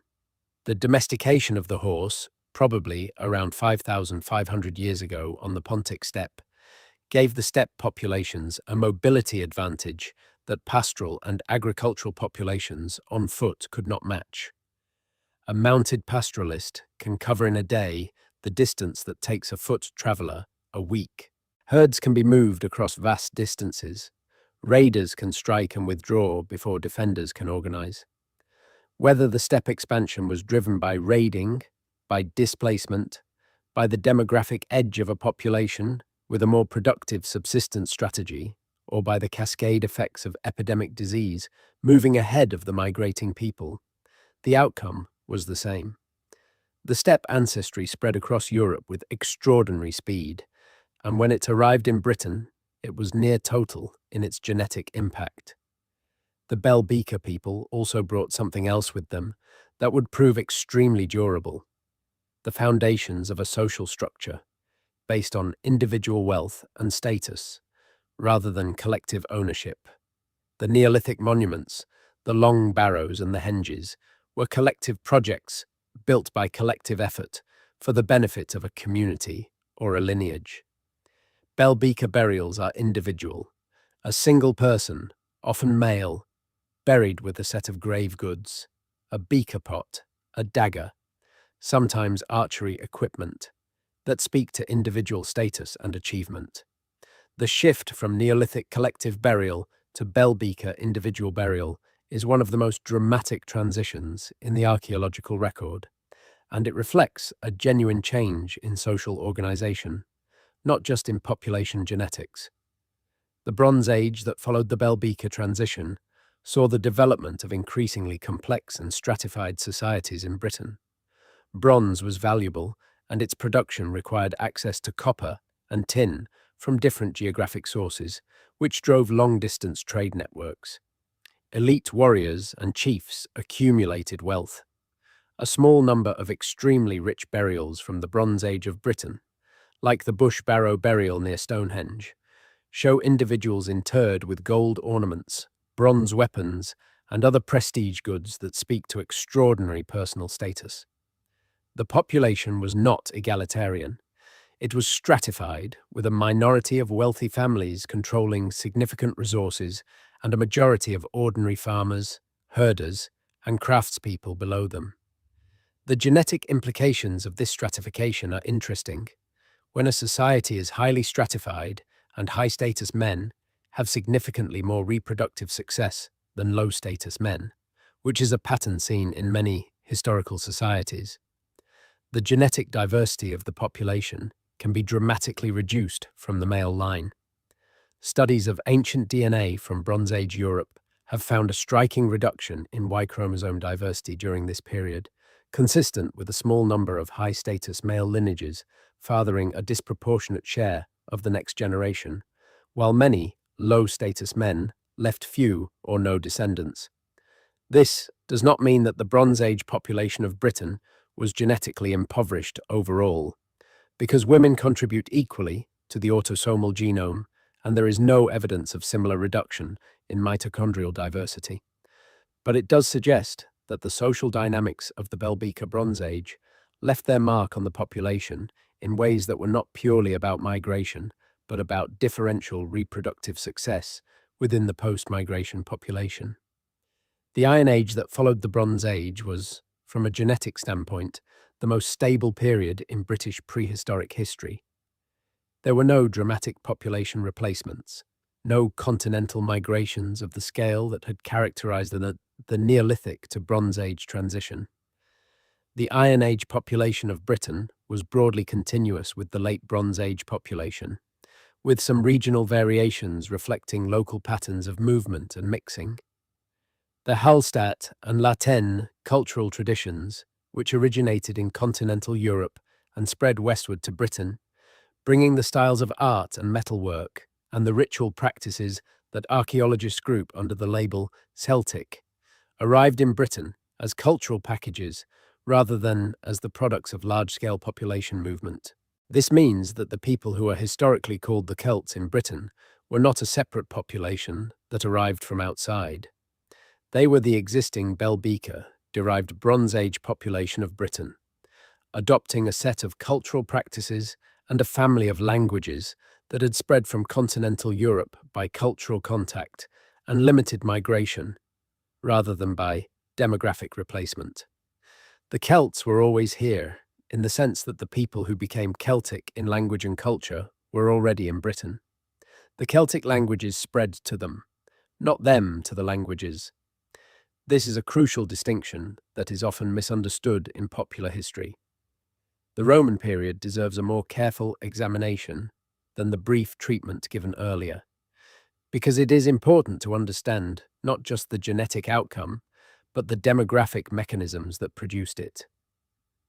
Britain in the Roman period was a province of a multicultural empire, and the evidence of that multiculturalism is abundant in the archaeological record. The Roman army that garrisoned Britain was not composed of Italians. It was composed of auxiliary units recruited from across the empire, from Gaul, from Spain, from North Africa, from the Danube frontier, from Syria. These units were often stationed far from their homeland, a deliberate Roman policy to reduce the risk of local soldiers becoming too closely affiliated with local populations. Hadrian's Wall, which stretched across northern Britain from the Solway Firth to the Tyne, was garrisoned by units from all over the empire. We know from inscriptions and written records that a unit of Batavians from the Rhine Delta served there, Syrians from Palmyra served there, Moors from North Africa served there. The Wall was one of the most cosmopolitan frontiers in the ancient world, and in the cities of Roman Britain, particularly in London, which was one of the largest cities in the Roman Empire, north of the Alps by the 2nd century, the population was similarly diverse. Merchants and administrators and slaves and freedmen came from every corner of the Mediterranean world. The archaeological evidence of this diversity is startling and continues to accumulate. Isotope analysis of teeth from Roman period burials in Britain has identified numerous individuals who spent their childhoods in southern Europe, North Africa, or the Middle East. Ancient DNA from a cemetery in Roman York identified an individual of African ancestry and another whose ancestry traced to East Asia. These were not exceptional or rare individuals in their time. Roman London and Roman York were genuinely cosmopolitan cities, yet none of this left a substantial imprint on the modern British genome, and understanding why not is instructive. The key factor is scale. The Roman urban population of Britain, diverse as it was small in absolute terms and was concentrated in a handful of cities and along military frontiers that represented a tiny fraction of the total land area. The overwhelming majority of the population of Roman Britain lived in rural areas, in farming communities, in small villages and isolated farmsteads that maintained continuity with the pre-Roman Iron Age population. These rural communities were where most of the reproduction happened, and they were genetically far less diverse than the cities and the Wall. The exotic individuals in Roman London and Roman York had children who grew up in Britain. Yes, but those children were statistically swamped by the vastly larger rural population whose ancestry was overwhelmingly Iron Age British. There is also a survivorship issue. When the Western Roman Empire collapsed and Roman urban life in Britain ended in the early 5th century, the Roman cities contracted dramatically or were abandoned. London lost most of its population. The towns that had been centres of Roman administration shrank to shadows of their former selves. The diverse urban population that had made Roman Britain cosmopolitan did not simply disperse into the rural countryside and continue reproducing. Many of them left Britain, returning to other parts of the empire, or dying as the infrastructure that had supported urban life collapsed. The rural Iron Age British population, by contrast, simply continued what it had always done, farming and herding and living in the same places, largely unaffected by the great civilizational drama that was playing out in the towns and along the wall. The Anglo-Saxon migration that followed the Roman withdrawal is one of the most intensely studied and most contested topics in early medieval British history, and the ancient DNA evidence has reframed debates that had been running for a century without resolution. The old debate, broadly speaking, was between two positions. One position, which dominated Victorian and Edwardian scholarship, held that the Anglo-Saxons had essentially exterminated or expelled the Romano-British population from the area that became England, replacing it wholesale with a Germanic people. The other position, which gained ground in the 20th century, held that the Anglo-Saxons were a small elite group whose cultural and linguistic influence was disproportionate to their numbers, and that the population of England remained predominantly Romano-British in ancestry. Both positions have been partially vindicated and partially refuted by the ancient DNA evidence. The replacement was real, not imaginary. In eastern England, the population shift toward continental northwestern European ancestry was substantial, on the order of 60 to 70% in the earliest Anglo-Saxon cemeteries. This is not the signature of a small elite, it is the signature of a mass migration. But the replacement was not complete. It was not uniform. It did not happen everywhere at once. The west and northwest of what is now England retained considerably more Romano-British ancestry. Wales and Cornwall retained the most. The migration created a genetic gradient, not a sharp boundary. The social mechanisms of this migration are also becoming clearer. Studies of burial evidence suggest that in the early Anglo-Saxon period, individuals of continental ancestry and individuals of British ancestry were sometimes buried in the same cemeteries, suggesting they lived in the same communities. Over time, the genetic profile of these communities converged toward the continental ancestry signature, which could reflect intermarriage between the two groups with differential reproductive success, or it could reflect continued migration from the continent over several generations, rather than a single wave. The Anglo-Saxon migration was probably not a single event, but a prolonged process of movement and settlement that played out over 2 or 3 centuries. The cultural transformation that accompanied the demographic shift was dramatic. The Celtic Brittonic languages spoken across lowland Britain before the Anglo-Saxon period were replaced, eventually completely, by Old English, a Germanic language ancestral to modern English.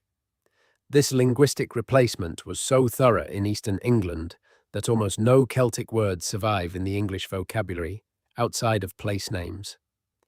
The rivers and hills retained their Celtic names, the Avon and the Severn and the Thames, but the language of daily life was replaced completely. This linguistic replacement is consistent with the large-scale demographic replacement that the ancient DNA shows in eastern England. You do not completely replace a language without also significantly replacing the population that speaks it. The Viking contribution to British genetics, already touched on in broad outline, is worth examining in more detail at the regional level, because the variation between regions is enormous and tells an important story about how different the Viking experience was in different parts of Britain. In the English Midlands and the East, the Danelaw was a political entity that controlled a large area for several generations, but the genetic evidence for Viking ancestry in these areas is surprisingly modest. This seems paradoxical until you consider the population dynamics. The existing Anglo-Saxon population of the Danelaw was already several hundred years established and numerically much larger than any Viking settler population. Even intensive Viking settlement would have been demographically diluted by the existing population. Moreover, the Danes and the Anglo-Saxons had similar enough ancestry, both being Northern Europeans with high-step Bronze Age and subsequent Germanic migration ancestry, that their genetic signals partially overlap and are difficult to disentangle. In Yorkshire, there is somewhat more evidence for Viking ancestry, consistent with the historical record of extensive Scandinavian settlement around Jorvik. Place names throughout Yorkshire carry the Norse suffix by, meaning settlement or farm, as in Whitby and Selby and hundreds of smaller villages. The genetic signal is detectable, but not dominant. Viking ancestry in the Yorkshire population is estimated at perhaps 10 to 15%, higher than the national average for England, but still a minority component. The most dramatic Viking genetic signal in Britain is, as discussed, in the Northern Isles. Orkney and Shetland were not merely raided or partially settled by Vikings. They were colonized thoroughly by Norse settlers, who came from what is now Norway in the 9th century, and who established a Norse-speaking society that persisted until the 15th century, when the islands were pledged to Scotland as part of a marriage settlement, and the transfer was never redeemed. The linguistic evidence for this colonization is unmistakable. The Norn language, a descendant of Old Norse, was spoken in Orkney until the 18th century, and in Shetland until the 19th. The genetic evidence is equally clear. Modern Orcadians have Norse ancestry levels that put them genetically between mainland Scotland and Scandinavia, a position unique in the modern United Kingdom. The Western Isles of Scotland and parts of the northwest Scottish coast also show elevated Norse ancestry, reflecting the presence of the Gal Gaedhail, the foreign Gaels, who were a mixture of Norse and Scottish-Irish ancestry, and the Norse kingdom of the Isles that was a significant political entity for several centuries before the islands were ceded to Scotland in the 13th century. Place names throughout the Western Isles carry Norse elements. The genetic signal, while less dramatic than in Orkney, is still detectable. The Normans, who transformed English culture and politics so profoundly after 1066, deserve one more look in the genetic context. The Normans themselves were already a mixed population when they arrived.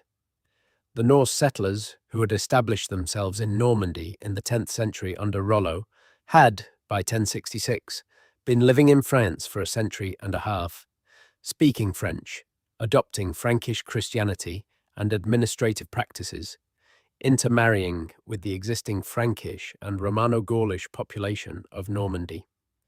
The genetic profile of the Normans who came to England was therefore not purely Norse. It was a mixture of Norse, Frankish, and older Western European ancestries, already significantly diluted from the original steppe and Scandinavian signature.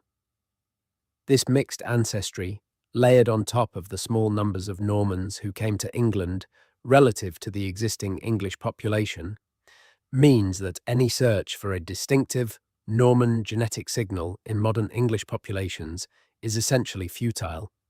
It is there, in principle, but it is so diluted by both mixing before arrival and demographic swamping after arrival that it cannot be reliably identified in individual genomes.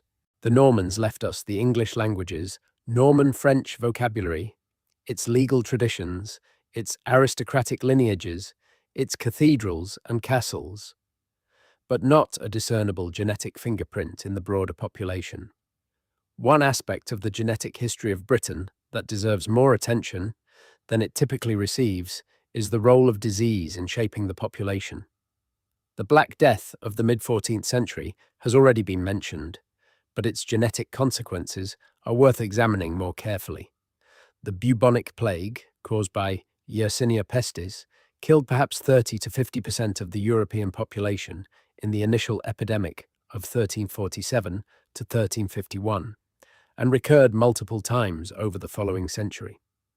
The survivors of this catastrophe were not a random sample of the pre-plague population.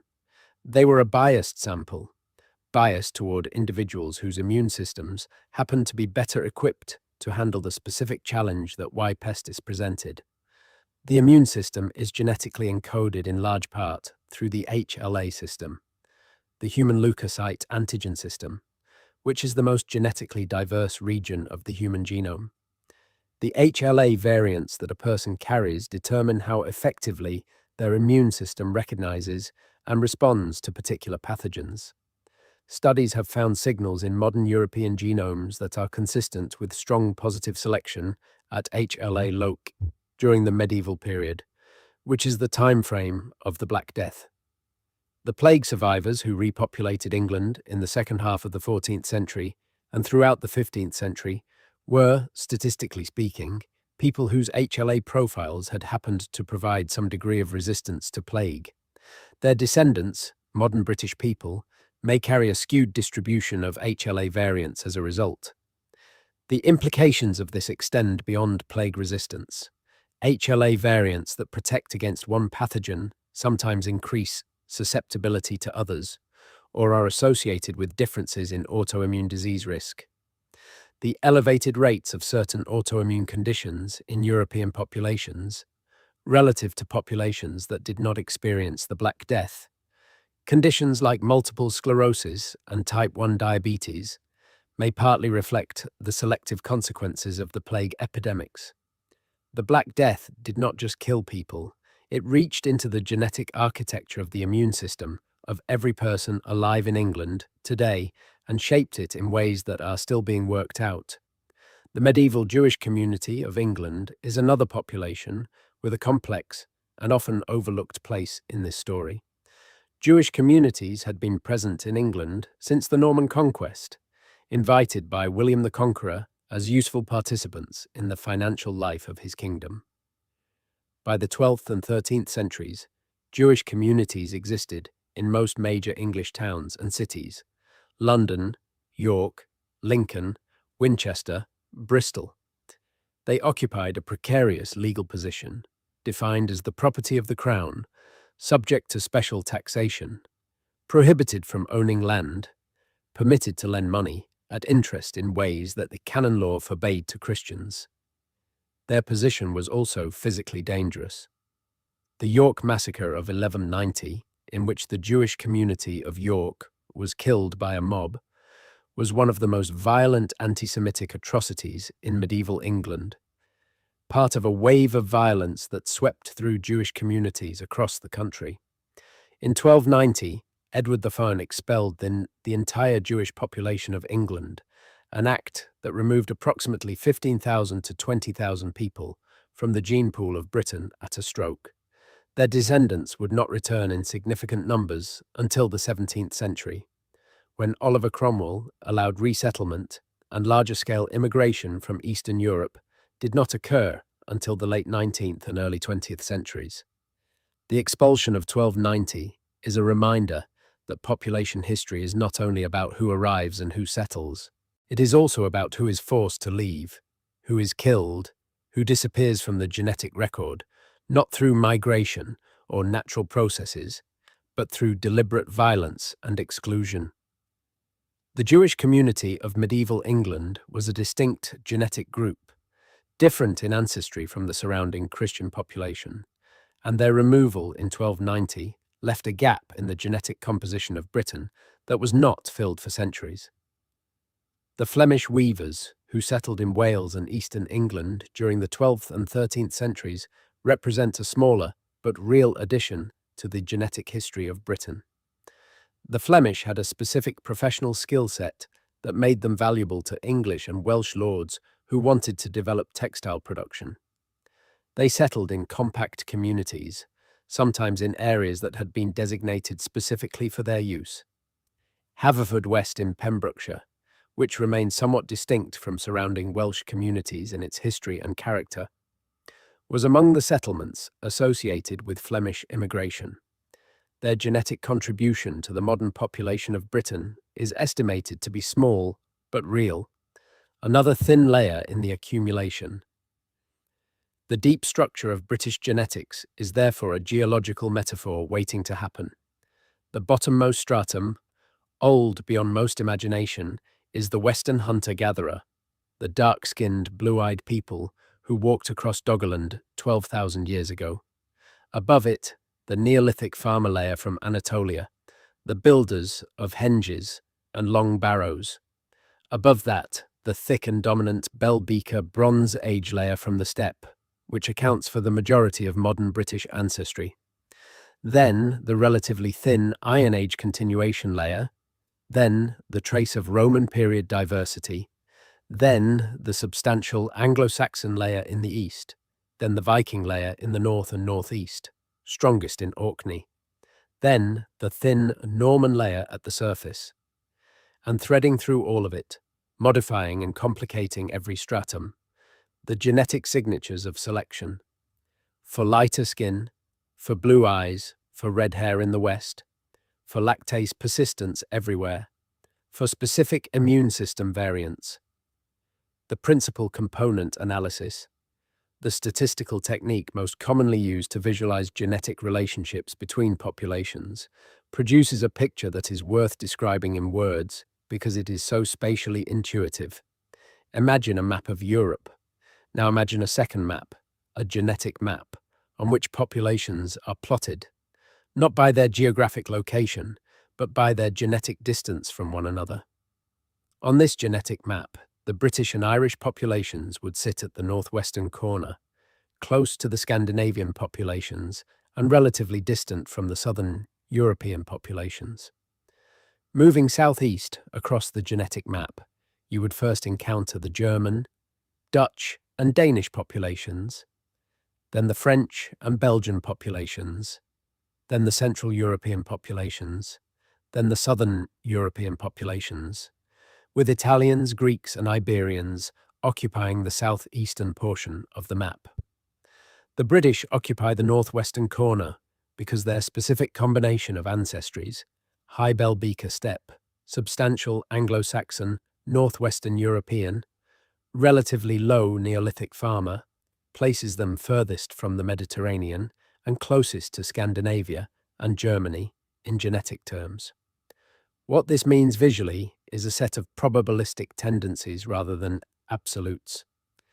The average British person is somewhat more likely than the average Italian to have pale skin, blue eyes, and lighter hair, but there is no trait that is uniquely British or that appears in every British person.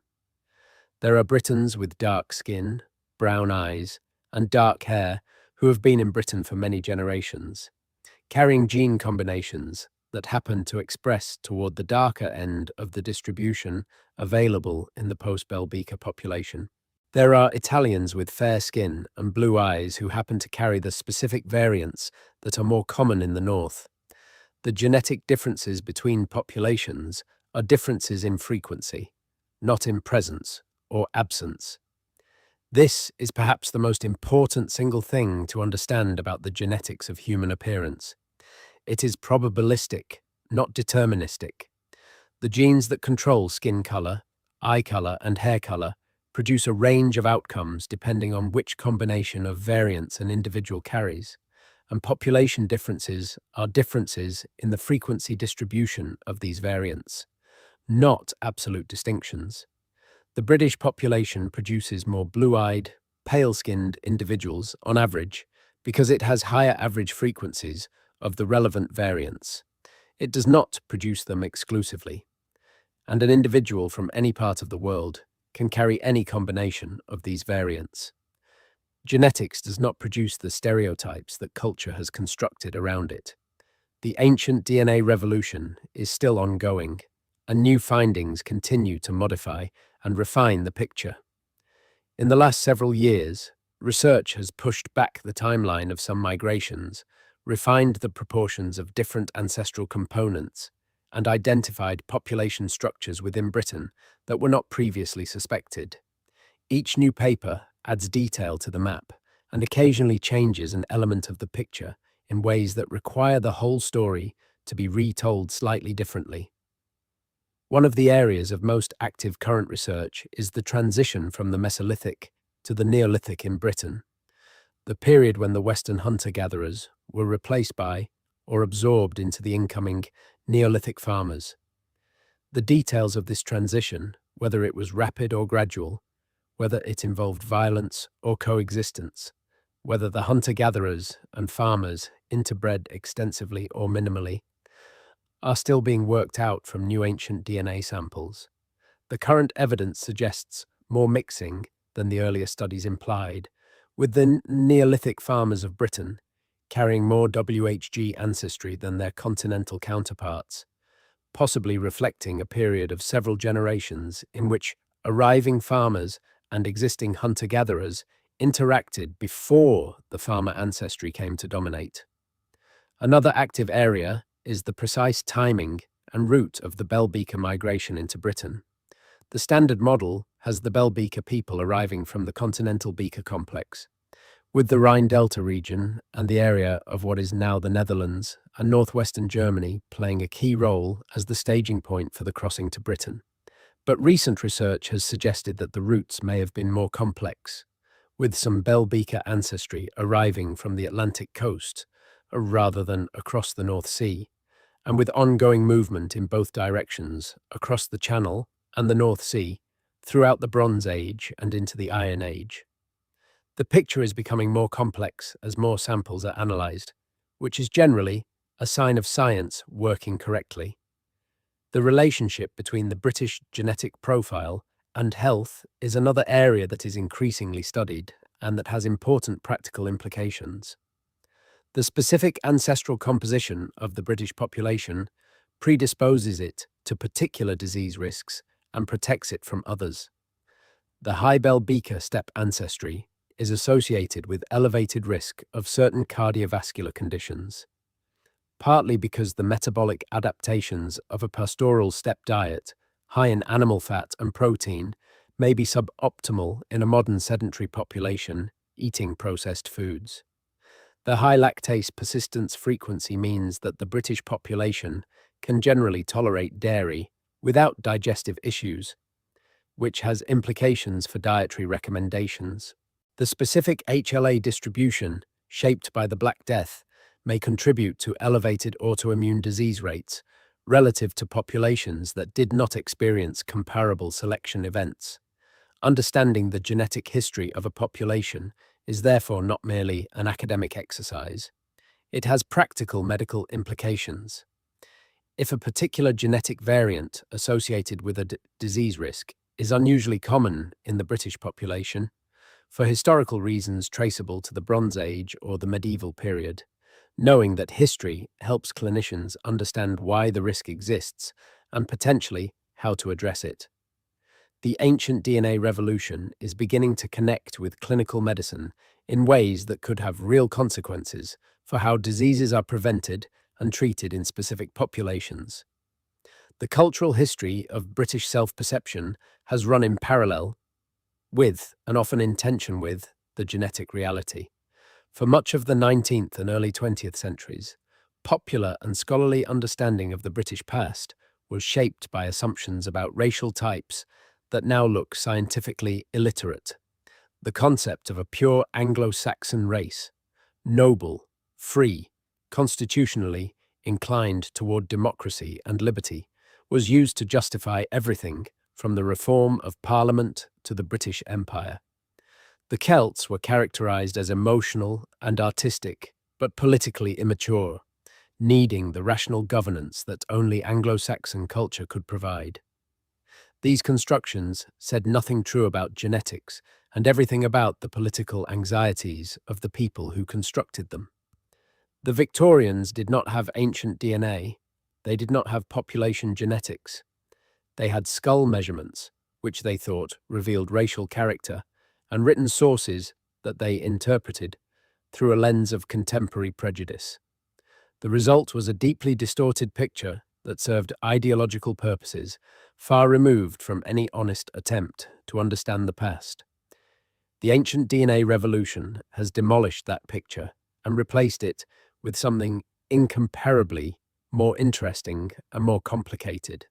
A history in which the British Isles have been populated by multiple waves of migrants from multiple directions over 12,000 years, in which identity is a product of geography and circumstance rather than essence, and in which every living Briton carries in their cells a record of a past that is stranger and richer than any nationalist mythology ever captured.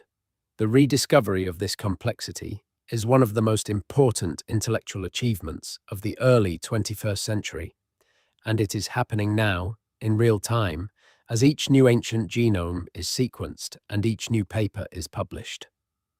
The story of why the British look the way they do is still being written in laboratories in Cambridge and Oxford and Harvard and Leipzig, in the petrous bones of people who died before writing existed, in the patient work of scientists who spend their careers decoding messages left by the dead for the living. What those messages say, ultimately, is that difference and connection are not opposites. The British look distinctive because of a specific history, but that history is made entirely of connection. Connection to the steppe via the Bell Beaker migration, connection to northwestern Europe via the Anglo-Saxons and the Vikings, connection to Anatolia via the Neolithic farmers, connection to the ancient post-glacial hunters via the faint WHG signal that persists in every modern British genome. The distinctiveness is real. The isolation that produced it was always relative, always partial, always punctuated by arrivals and departures and exchanges. Britain was never truly alone. It was never truly separate. It was always the place where certain currents of human movement came to rest for a while, mixing and settling, before the next wave arrived. That is the deepest truth the DNA tells. Not isolation, but accretion. Not purity, but layering. Not one people, but many peoples, one after another, each leaving something behind, each changing what was already there, each becoming part of a story that none of them knew they were telling. A story that is still being told tonight, in the bodies and the faces of every person who lives on that rain-soaked island off the northwestern coast of Europe. The pale skin is not English. It is not Anglo-Saxon. It is not Celtic. It is the accumulated result of 12,000 years of living at high latitude, of being descended from steppe pastoralists and Atlantic hunter-gatherers and Anatolian farmers, of being selected by the low winter sun of a northern island, of being shaped by drift on a shore that the rest of the world spent 12,000 years trying to reach and failing and trying again. The blue eyes are the eyes of the person who walked across Doggerland before the sea rose. They are 12,000 years old, carried forward through every generation, through every invasion and migration and conquest and intermarriage, surviving because they were never lost, because the same old mutation kept being passed from parent to child in an unbroken chain stretching back to the time when the North Sea was a plain and Britain was a peninsula. The red hair is the signature of the Atlantic fringe, the westernmost people of a continent at the edge of the world, people who stayed when others moved on, people whose isolation amplified what was already rare until it became almost common, a beacon of deep ancestry visible on every street corner in Edinburgh and Cork and Cardiff, a memory of genetics written in colour, legible to anyone who knows what they are looking at. All of it together is the answer to the question this story began with. The British look different from other Europeans, not because they are separate, but because of how they are connected, because of which connections happened, in which order, because of when the island formed and which populations were already there when it did, because of what arrived afterwards and in what sequence, because of 12,000 years of history that left its record not in documents or chronicles but in the bodies of living people who mostly do not know they are carrying it. Now you do. There is a question that sits underneath all of this history, one that the genetics illuminates but cannot fully answer, and that is the question of what it means to belong to a place. Britain has been populated by migrants from the beginning. Every population that has ever lived there arrived from somewhere else. Even the Western hunter-gatherers who walked across Doggerland had themselves migrated northward from refugia in southern Europe after the Ice Age. The island has never had an Aboriginal population in any final or absolute sense. It has had a series of populations, each of which was, for its time, the people who lived there. And yet, the word belonging is not meaningless. It refers to something real, something felt, something that accumulates through generations of living in a place, learning its seasons, burying your dead in its soil, giving your children names for its rivers and its hills. The Western hunter-gatherers belonged to Britain in this sense, as completely as any people have ever belonged anywhere. The Neolithic farmers who replaced them came to belong to it too, in the 2,000 years before they were themselves replaced. The Bell Beaker people and their Bronze Age descendants built their round barrows on the same hills where the Neolithic long barrows already stood, and in doing so they were claiming something, asserting a relationship with a landscape that was already layered with the memory of others. This is what the genetic record cannot tell us. It can tell us who was there and in what proportions and when. It cannot tell us what it felt like to stand on the chalk downland of Wiltshire in the Bronze Age and look at Stonehenge, built by people whose genes you had largely replaced, but whose monument you had inherited.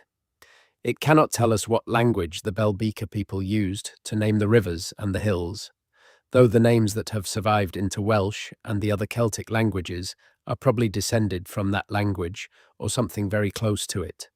It cannot tell us what the hunter-gatherers of Doggerland thought as they watched the sea rise year by year, covering the land where their parents and grandparents had hunted, turning the familiar landscape of their childhood into open water. What it can tell us is that belonging is always a process, never a state.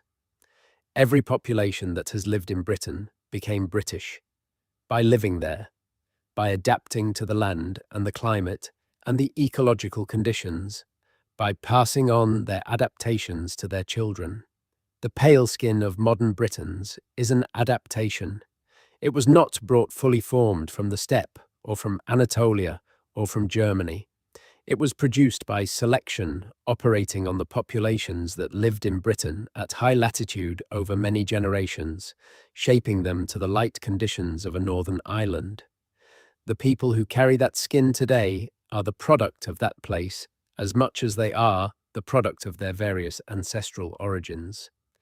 Britain made them in the same sense that any environment makes the populations that live in it long enough.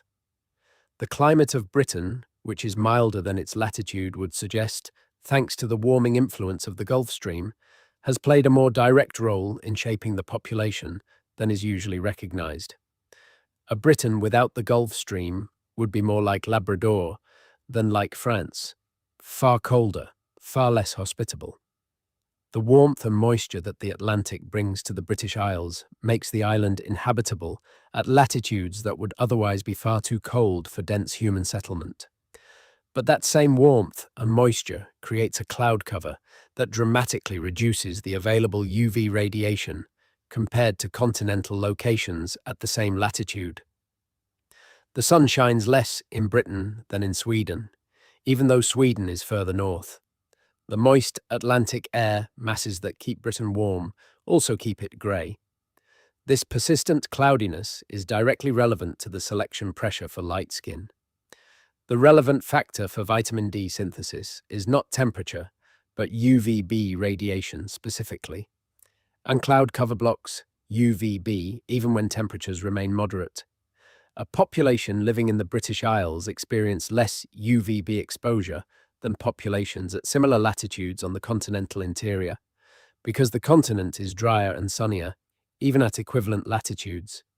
This means the selection pressure for light skin was, if anything, stronger in Britain than in continental Europe at the same latitude, because the effective UV environment was worse. Over thousands of years, this difference in selection pressure may have contributed to the somewhat lighter average skin tone of the British and Irish populations compared to continental populations at similar or even higher latitudes. The peculiar position of Britain in relation to the Atlantic also shaped its population history in a geopolitical sense that had genetic consequences. The Atlantic coast of Europe, stretching from Portugal through Brittany, Wales, Western Scotland, and Ireland, was a maritime corridor long before any land routes existed. The sea was not a barrier to these coastal peoples, it was a highway. The genetic affinities between populations along the Atlantic facade of Europe Affinities that predate the later Bronze Age and Iron Age movements reflect the reality of this maritime connectivity. Welsh people share genetic elements with Breton people in France. Irish people share genetic elements with Basque people in Spain. These connections are old, predating the Celtic language expansion, traceable to the Neolithic and possibly to the late Mesolithic. The concept of an Atlantic genetic zone, a region of shared ancestry along the western edge of Europe, connected by sea travel rather than land movement, is now well established in the literature. Britain and Ireland sit at the northern end of this zone. The communities along the Atlantic facade shared cultural practices, traded goods, and exchanged genes across the sea for thousands of years. The megalithic tomb tradition, the practice of building large communal monuments out of stone, spread along this Atlantic corridor from south to north, reaching Britain and Ireland from Iberia and Brittany and western France. The people who built these tombs were genetically connected to each other across the Atlantic, sharing Neolithic farmer ancestry and older WHG strands in proportions that reflect this coastal connectivity. When the Bell Beaker culture expanded along the same Atlantic route, it reinforced and modified this existing network. The Bell Beaker complex itself originated partly in Iberia before spreading eastward and northward, and the Atlantic route was one of the pathways along which it moved. The steppe ancestry that the Bell Beaker people carried was therefore introduced to Britain partly through the Atlantic corridor as well as across the North Sea, creating multiple entry points for what became the dominant ancestry of the post-Neolithic British population. The science of isotope analysis, which is separate from but complementary to ancient DNA research, has added another dimension to our understanding of population movement in ancient Britain. When humans eat and drink, the isotopic signatures of the food and water are incorporated into their bones and teeth. Teeth form in childhood and retain the isotopic signature of the place where a person grew up for life. Bones remodel over time and reflect the last decade or so of a person's life.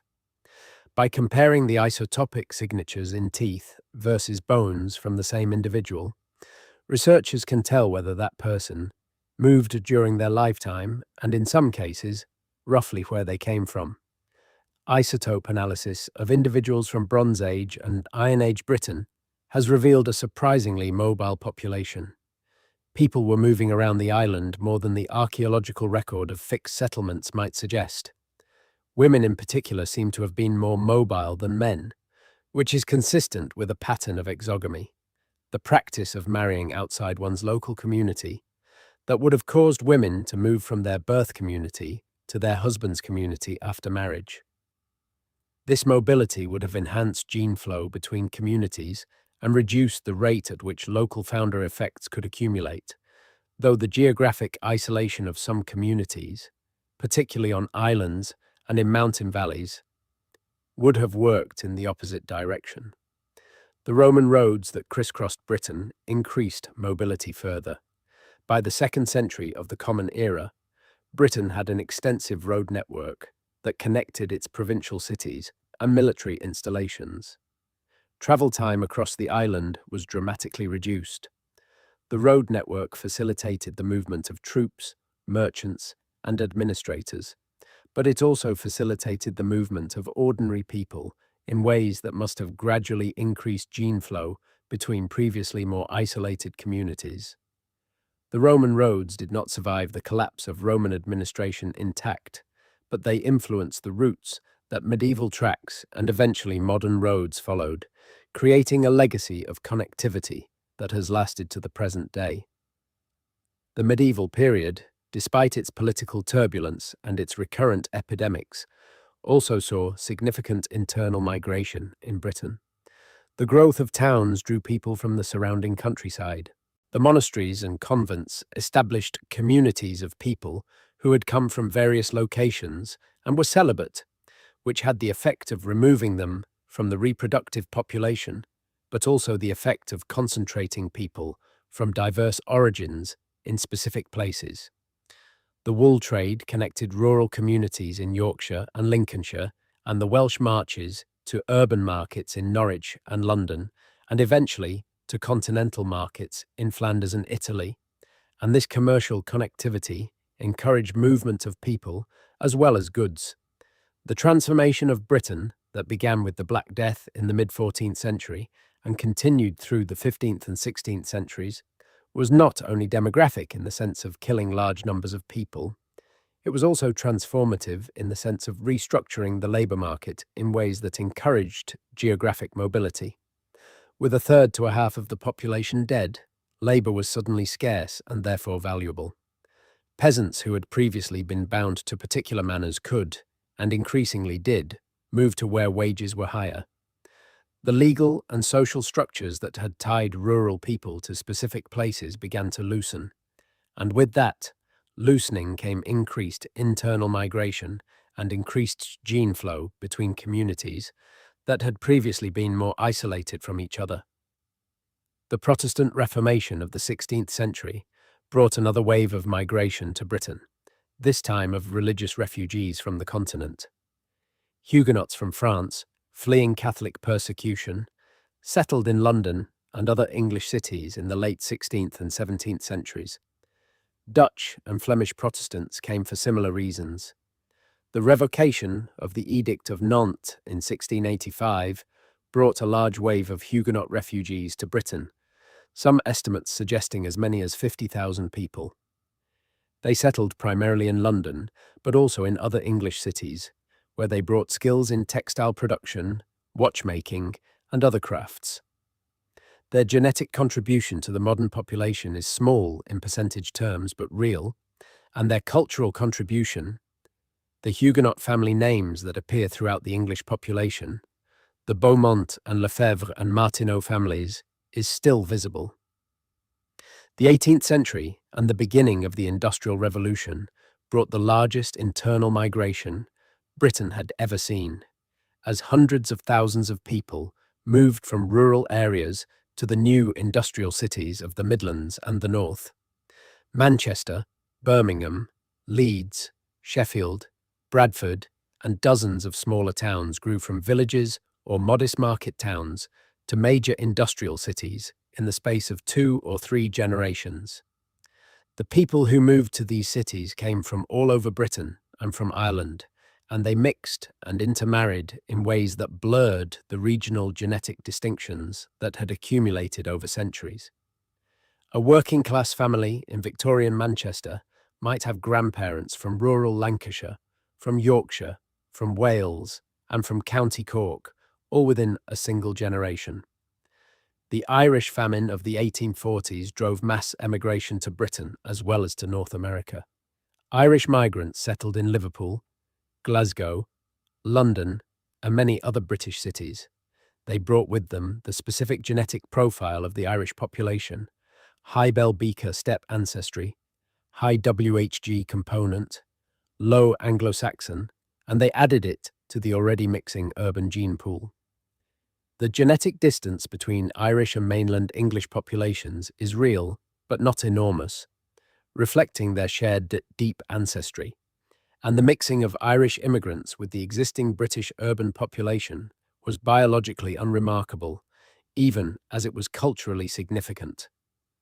The 20th century brought immigration to Britain from further afield than any previous period. The British Empire, at its greatest extent, had connected Britain to populations across South Asia, Africa, the Caribbean, Southeast Asia, and Oceania. The dissolution of the empire after the Second World War coincided with a period of labour shortage in Britain, and the British government actively encouraged immigration from Commonwealth countries to fill the gap. The Windrush generation, arriving from the Caribbean from 1948 onwards, was the beginning of a wave of immigration that would, over several decades, transform the demographic profile of Britain's cities. South Asian immigration, primarily from India and Pakistan, but also from Bangladesh and Sri Lanka, followed in the 1950s and 1960s. West African immigration increased from the 1960s onwards. East African Asian immigration, as communities of South Asian descent were expelled from Uganda and Kenya in the early 1970s, added another strand.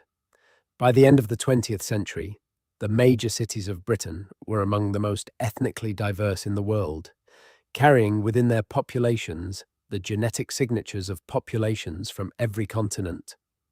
This is the contemporary layer of the geological metaphor. The Bell Beaker stratum is still there, the thickest layer, the foundation.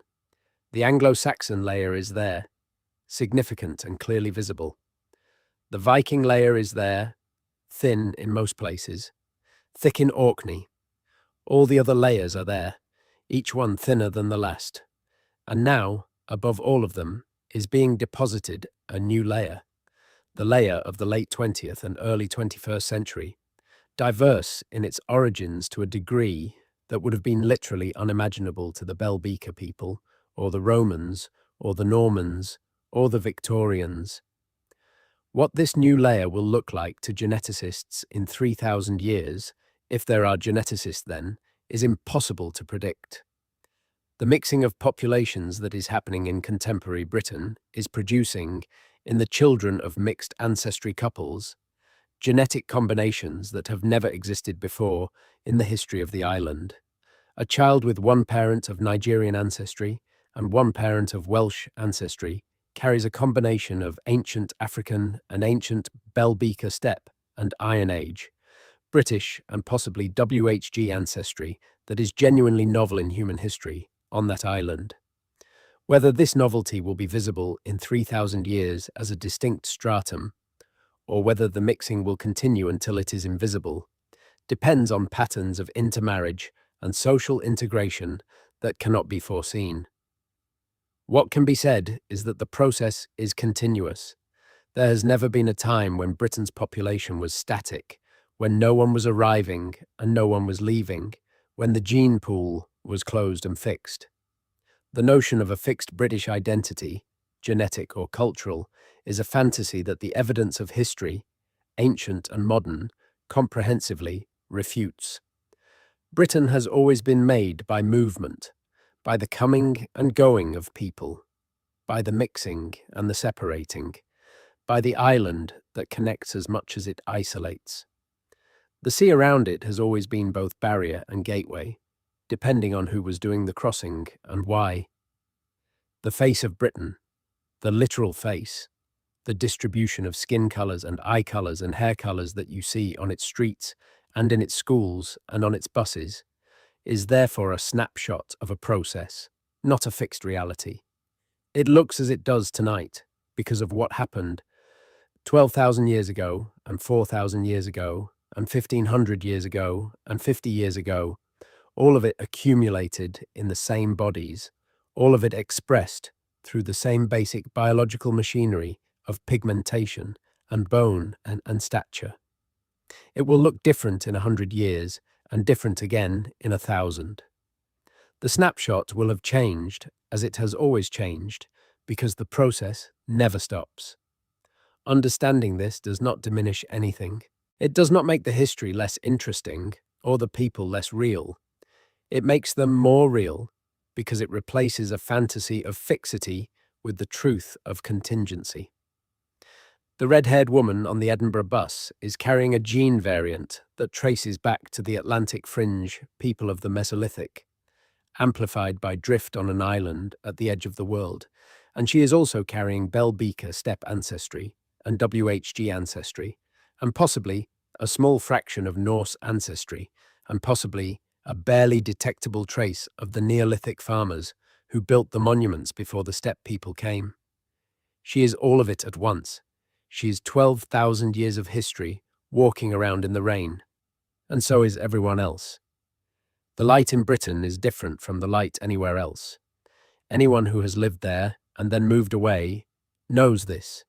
It is a low light, a diffuse light, a light that comes through clouds rather than directly from the sun for most of the year. It is the light of a high-latitude island wrapped in Atlantic moisture, a light that has shaped every landscape painting and every piece of Gothic stained glass and every garden ever planted there. It is also, in a very literal sense, the light that shaped the people. The low UVB light of that cloudy northern island, selected, over thousands of years, for the ability to make the most of whatever light was available. And the bodies of British people today are the product of that selection, as surely as the architecture and the art and the horticulture are products of the same light, working on different media. There is something fitting about the fact that a country famous for its clouds and its rain should have produced, through the mechanism of those same clouds and that same rain, one of the most distinctive pigmentation profiles in the world. The paleness of the skin is not incidental to the climate. It is a response to it, written in genetics over millennia, as direct a consequence of place as the green of the grass, or the grey of the stone walls, or the silver of the streams running off the uplands. Britain made its people in its own image, insofar as a place can make a people. And the people, carrying the marks of that making in their cells, look back at the landscape that made them and see themselves in it and belong. The geneticists who study ancient DNA sometimes talk about the experience of reading a genome from a person who died thousands of years ago and finding in it something recognizable, a variance that is common today, a pattern that connects the ancient individual to their living descendants in an unbroken chain. There is something in that recognition that transcends science. It is the experience of deep time becoming personal, of history losing its abstraction and becoming embodied, of the dead reaching forward through generations beyond counting to touch the living in a way they never intended and could never have imagined. When you look at a person with blue eyes in Edinburgh, or red hair in Dublin, or pale skin burning on a Brighton beach, you are seeing the end point of that chain. You are seeing 12,000 years of history made visible. You are seeing Doggerland, sunk beneath the North Sea, but still present in the genomes of its descendants. You are seeing the steppe, vast and flat and ancient, carried westward by people who had no idea where they were going or what their children's children's children would look like. You are seeing the island doing what islands do, amplifying, preserving, shaping, holding fast to what the sea has brought, while the sea keeps everything else away. That is the story. It did not begin with the Romans. It did not begin with the Celts. It did not begin with the Anglo-Saxons or the Vikings or the Normans. It began when the ice melted and the water rose and Britain became an island, and the people who were already there, dark-skinned and blue-eyed and walking a world that no longer exists, found themselves separated from the rest of their kind by the sea, and began, without knowing it, to become something new. Everything that followed was a continuation of that becoming. Every migration, every conquest, every settlement, every plague, every marriage across a cultural boundary, every child born to parents from different ends of the island or different ends of the world, was another chapter in the same story. The story has no ending. It has only the latest chapter, which is being written now, in the cities and the countryside and the schools and the hospitals and the DNA laboratories of a small island off the northwestern coast of Europe. 12,000 years into its improbable, layered, unfinished life. The bones do not lie. The petrous bone, sealed in the skull, carrying its ancient DNA through centuries of cold and dark and chemistry that would destroy any other record, does not lie. It carries the truth of who was there, and when, and where they came from, and what they contributed to the people who came after.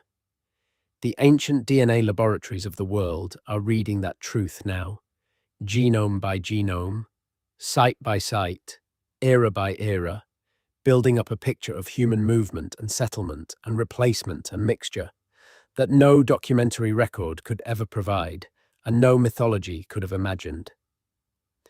Britain is one of the most thoroughly studied regions in the world in terms of ancient DNA, partly because of the density of archaeological sites and partly because of the quality of preservation in the cool, damp soils of the British Isles. The picture that has emerged from this study is one of the richest and most detailed in the world. It shows a place that has been populated and repopulated and transformed again and again by people from elsewhere, people who came by boat and on foot and on horseback, people who came for land and for trade, and because they were displaced, and because they were following their animals, and because they were soldiers, and because they were slaves. All of them are in the record, all of them contributed. The British genome is a library of arrivals,